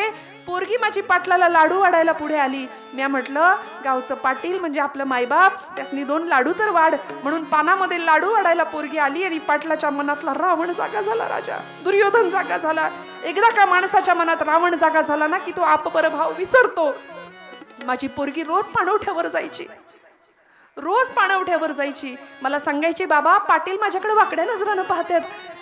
मी सांगायचो, पोरी पाटील म्हणजे आपलं मायबाप, कुणाच नाही तक्रार करणार, काळजी करू नको. पण एका दिवशी पाटलांनी विश्वासघाताने तिला बदनाम केलं. राजा असा मलिन देह पतीच्या संसारात नेण्यापेक्षा रातोरात डोहात उडी टाकून तिने आपलं जीवन संपवलं. दुसऱ्या दिवशी सगळी माणसं पाणवठ्यावर जमली. मी माझे बैल जोडी घेऊन गेलो होतो. बघितलं तर राजा पाणवठ्यावर काहीतरी तरंगत होतं. तो देह दुसरा तिसरा कोणी नव्हतो. माझी पोरगी होती, माझी सून होती. राजा पोराला वेड लागलं. अरे याच्यापेक्षा मोगलाई लईच बरी. हे ऐकलं मात्र आणि तळपायाची आग मस्तकाला गेली राजांच्या. आणि सांगितलं, तान्ह्या पाटलाला संध्याकाळच्या तासाचे टोल पडण्याच्या आत मुसक्या बांधून घोड्यावर उलट टाकून लाल महालाच्या चौकात आणा. 16 वर्षाचं वय होतं माझ्या राजाचं, 16 वर्षाचं. आजोबांना सोबत घ्या, लाल महालाच्या चौकात आणा. आणि त्याच दिवशी तान्हाजी मालुसरे तलवारीची मूठ दिंडी दरवाजावर आपटली. पाटील हायसा का घरात? पाटील मस्तीत होता, मशगुल होता. अरे हा, आम्ही राजाला मानत नाही म्हणे, आम्हाला बादशाहनं वतनदारी दिली, आम्ही बादशाहचे गुलाम, आम्ही वतनदारी दिली, बादशाहने आम्हाला वतन दिले, आम्ही त्याला राजा मानतच नाही म्हणले. 2-4 हात झाले. तानाजीनी पाटलाला उलट घोड्यावर टांगलं, मुसक्या बांधून आवळून लाल महालाच्या चौकात उभं केलं. म्हातारा बाबा शेजारी आहेत. न्यायासनावर राजे बसलेत. किती वय आहे? फक्त 16. स्वराज्याच्या समोर आलेला पहिला खटला मी तुम्हाला सांगते श्रोते हो. पहिला खटला काय होतं? न्यायासन. आता जर अशी केस झालीच, एकतर ती केस उघड येत नाही. मला भाटे काकांनी सांगितलंय काय घडतायत घटना या आजूबाजूला. मला सांगा, आम्हाला सावध होण्याची गरज आहे की नाही? आज आमची पोरगी संध्याकाळ झाली आणि घरात नाही आली तर आईबापाच्या काळजाचा ठोका चुकतो की नाही? मला सांगा. का? मर्यादेपलीकडचं जीवन आपण पाहतोय. मग तुम्ही आम्ही आई वडील म्हणून काहीतरी जबाबदाऱ्या आहेत, काहीतरी धर्मशिक्षण देण्याची गरज आहे. एवढ्या एवढ्या लहान पोरींना जर आम्ही कमी कपडे घालायची सवय लावली ना, तर ती पोरगी मोठी झाल्यानंतर कधीच अंगभर कपडे घालणार नाही. लिहून ठेवा माझं वाक्य. तिला सवय लावली आपण. 4-5 वर्षाच्या पोरींचे कपडे अंगभर का नाही आम्ही घालू शकत? छान व्यवस्थित तिला केस बांधून राहायला शिकवू शकतो की नाही? धर्मशास्त्र सांगतं मोकळ्या केसांवर पिशाच्य बसतं. ऐकून ठेवा. परत विचारू नका, ते नंतर अभ्यास करा, आपण वाढवा. पण हे सगळं आम्ही जर आपल्या पद्धतीने जपलं नाही धर्मशास्त्र, तर आम्ही सुजाण कधी होणार? धर्मशिक्षण घरातनं देण्याची गरज आहे. छत्रपतींना लहानपणापासून कंसाला मारणारा कृष्ण शिकवला होता. रावणाला मारणारा राम शिकवला होता जिजामाऊलींनी. सांगितलं होतं, राजा तू असा खेळ खेळ, मर्दांसारखा हातामध्ये तलवार घे, तू तसा वीर होशील का, जमवनी मावळे गडी का, रणी वधावया देश शत्रूचा मेळा.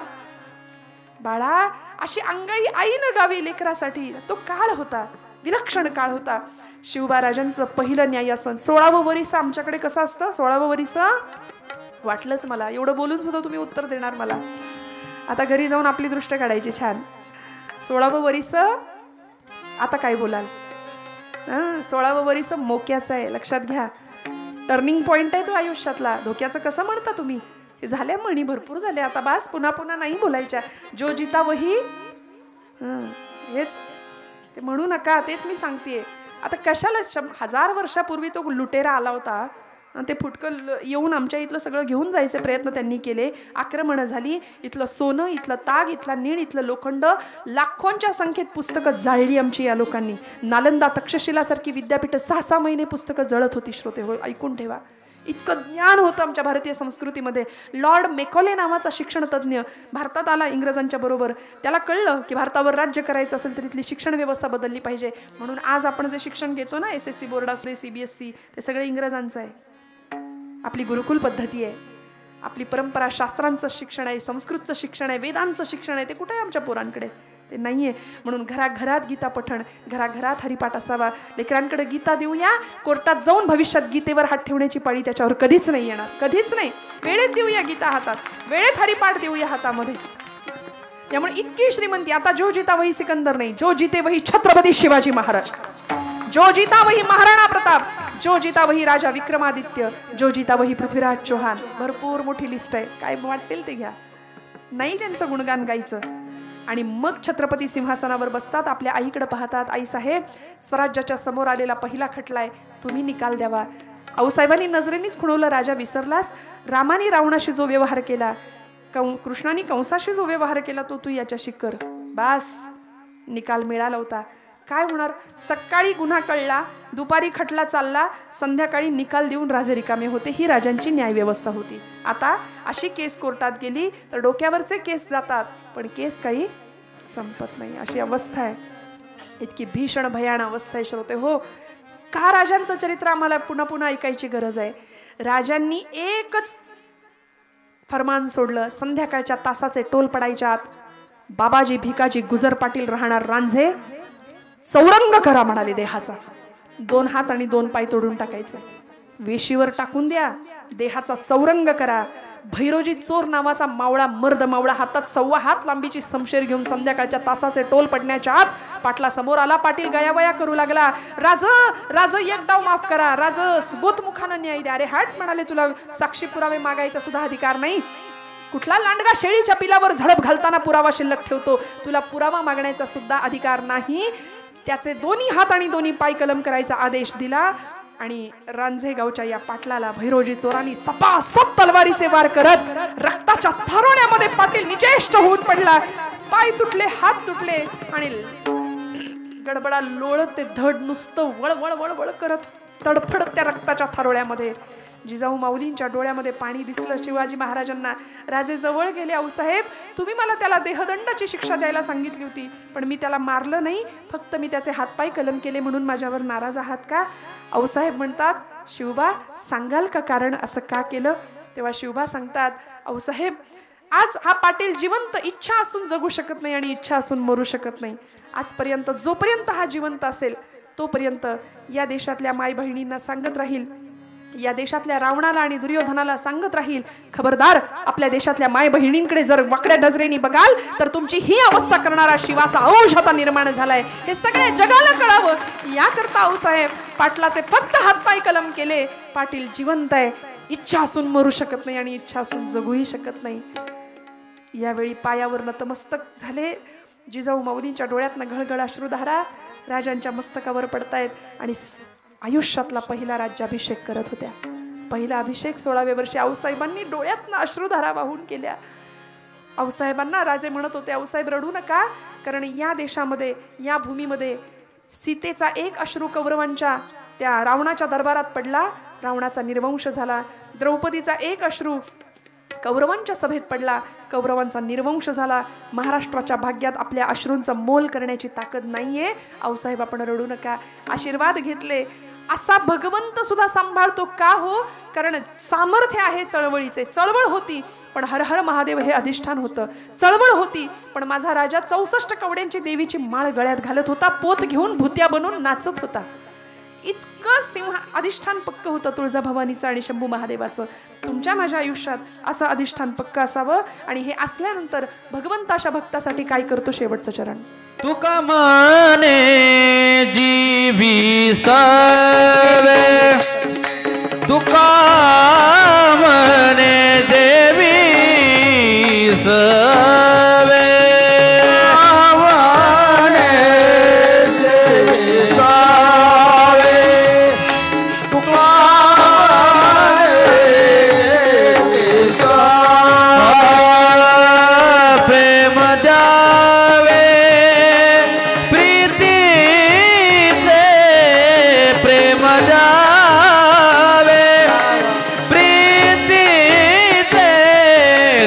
सोयरा देव सोयरा देव सोयरा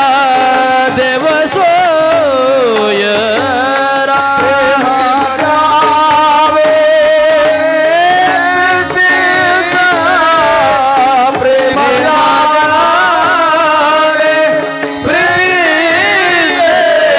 देव सोयरा देव सोयरा देव सोयरा देव सोयरा.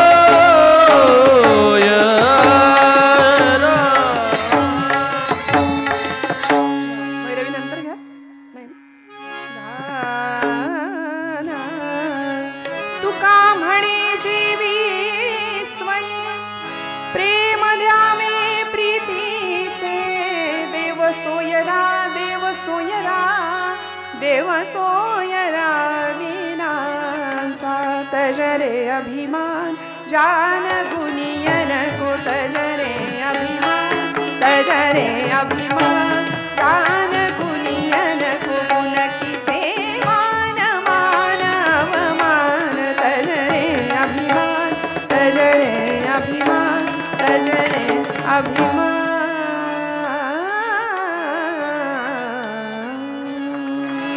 तुका म्हणे जेवी सवे, प्रेम द्यावे प्रीतीचे. भगवंताला प्रेम देऊया, प्रीती देऊया. भगवंत तुमच्या माझ्यासोबत येऊन जेवतो सुद्धा. हे उदाहरण नामदेवांच्या बाबतीत खरं ठरलंय. जनाबाई सोबत आला भगवंत, जात्यावर दळण दळू लागला. काय पुरुषार्थ आहे. देवळातला देव स्वयंपाक घरात आणला की नाही जनाईने? तुम्ही आम्ही आणतच नाही. कारण आणि आमचा स्वयंपाक असा असतो, इथं केल्याची किंमत नाही, खाल्ल्याची किंमत नाही, गिळा एकदाशी, असा आमचा स्वयंपाक असतो. त्यामुळे देव तिथे कसा येईल? देव तेव्हाच येईल जेव्हा दळिता कांडिता तुझं गाईनं अनंता. माझा महिला वर्ग, मला खूप कौतुक का वाटतं? कारण सगळं बघावं लागतं महिला वर्गाला. खूप तडजोड करून प्रपंच चालवतात. म्हणजे जुन्या बायका, आताच्या नवीन मुलीसुद्धा त्यांच्या त्यांच्या पातळीवर संघर्ष करतात. जुन्या महिलांना विचारा, काडीला काडी लावून तुमच्या सगळ्यांचे प्रपंच काय सुंदर फुलवले, सांभाळले. हां, कधीतरी ऐकायला लागलं तुम्हाला मी आहे म्हणून, मी आहे म्हणून सगळं चाललंय. मग त्यांनी म्हणण्याआधी आपणच म्हणा ना, बाई ग तू आहेस म्हणून. बघा कसं मांस मुठभर वाढेल, मग अजून जोमानी प्रपंच होईल सुंदर. आणि सुंदर प्रपंच नाथांसारखा, गिरिजाबाईसारखा सुंदर परमार्थ, असा छान प्रपंच आणि परमार्थ तुमच्या माझ्या वाट्याला यावा. तेव्हा भगवंत का नाही येणार तुमच्या माझ्यासमोर? जो साठी आला, मिरेसाठी आला, नामदेवांसाठी आला, कान्होपात्रेसाठी आला, सखूसाठी आला, जनाबाईसाठी आला, सगळ्यांसाठी आला, तसा तुमच्या माझ्याकरता सुद्धा येईल. फक्त विश्वास ठेवूया. आज झालेली सेवा भगवंत चरणावर समर्पित करते. बराच वेळ झालाय, आपल्या सगळ्यांच्या कृतज्ञतेत राहते. वरद विनायकाच्या चरणी झालेली सेवा सुपूर्त करते. परमादरणीय प्रदीप काका भाटे यांच्या तळमळीतून आणि त्यांना साथ देणाऱ्या अनेक मंडळींच्या मार्गदर्शनातून या सर्व मंडळाच्या, देवस्थानच्या संयोजकांचे, आजच्या कीर्तनाच्या संयोजकांचे, आयोजकांचे मनापासून आभार व्यक्त करते. सर्व कीर्तनासाठी लाभलेले साथीदार, गुणीजन, गायक, वादक मंडळी सगळ्यांच्या ऋणात राहते. सगळ्यांच्या विषयी कृतज्ञता व्यक्त करते. बोलत असताना जर काही वेडवाकडं गेलं असेल तर मोठ्या अंतःकरणाने क्षमा करा. आपल्या सगळ्यांचे आशीर्वाद मागते. पुन्हा एकदा उत्तम ध्वनी व्यवस्था, काही त्रास नाही मला बरं का, तुमचा छान तुमच्या पद्धतीने तुम्ही हाताळलं. मनापासून सगळ्यांच्या विषयी कृतज्ञता व्यक्त करते. गावातली तरुण मंडळी, आता तरुणांनी समोर यावं, वृद्धांनी मार्गदर्शन करावं आणि मग अजून मोठ्या पद्धतीत हा उत्सव बहरावा अशी सदिच्छा व्यक्त करते. मंगलमूर्तीच्या चरणी प्रार्थना करते आणि सेवेला विराम देते. ज्ञानेश्वरा माऊली ज्ञानराज, माऊली तुकाराम, जय जय जय ज्ञानेश्वर माऊली, विठ्ठल जय जय विठ्ठल, विठ्ठल जय जय विठ्ठल, विठ्ठल जय जय विठ्ठल, विठ्ठल जय जय विठ्ठल. बोलिले पुढे देवा पुढे उत्तरे, क्षमा अपराध महाराज तुम्ही, नाही विचारिला अधिकारणी आपुला, क्षमा अपराध महाराज तुम्ही, ज्ञानेश्वरा पाया पैकी करा, क्षमा अपराध महाराज तुम्ही. माऊली ज्ञानदेव देव तुकाराम, देव तुकाराम, देव तुकाराम, तुकाराम तुकाराम तुकाराम तुकाराम. विद्यार्थी आहे तिथं बसा. हरता वारता विघ्नाची, नुरवी पूर्वी प्रेम कृपा जयाची, सर्वांगी सुंदर उटी शेंदुराची, कंठी झळके माळ मुक्ता फळाची. जय देव जय मंगल मूर्ती हो श्री राजमूर्ती. दर्शन मात्रे मन, स्मरणे मात्रे मन, कामना पूर्ती. जय देव रत्न खजिता भरा तुझ गौरी कुमरा, चंदनाची ओटी कुमकुमकेश्वरा, हिरे जळित मुकुट शोभतो भरा, मृदुन तेनो पुरे चरणी घालया. जय देव जय मंगल मूर्ती हो श्री राजमूर्ती. दर्शन मात्रे मन, स्मरणे मात्रे मन, कामना पूर्ती. जय देव लंबोदर पीतांबर फणिवर वंदना, सरळ सोंड वक्रतुंड त्रिनयना, आश्रमाचा वटपाई सदना, अंकटी पावावी निर्वाणी रक्षावे सुरवर वंदना. जय देव जय मंगल मूर्ती हो श्री राजमूर्ती. दर्शन मात्रे मन, स्मरणे मात्रे मन, कामना पूर्ती. जय देव घालील लोटांगण मंदिर चरण डोळ्यान पाहिन रूप तुझे, प्रेम आलिंगण आनंद पूजन भाग्य वाळीन म्हणे नमा. त्वमेव माता पिता त्वमेव बंधु सखा त्वमेव विद्या द्रविणं त्वमेव सर्वं मम देवते. कायेन वाचा मनसेर्वा बुद्ध्यात्मना वा प्रकृति स्वभाव करोमि यज्ञं सकल परस्मै नारायणाय समर्पयामि. अच्युतं केशवं राम नारायणं कृष्ण दामोदरं वासुदेवं श्रीधरं माधवं गोपिका वल्लभं जानकी नायकं रामचंद्रं. हरे राम राम राम हरे हरे, हरे कृष्ण कृष्ण कृष्ण हरे हरे, हरे राम राम हरे हरे, हरे कृष्ण कृष्ण कृष्ण हरे हरे. गणपती बाप्पा मंगल मूर्ती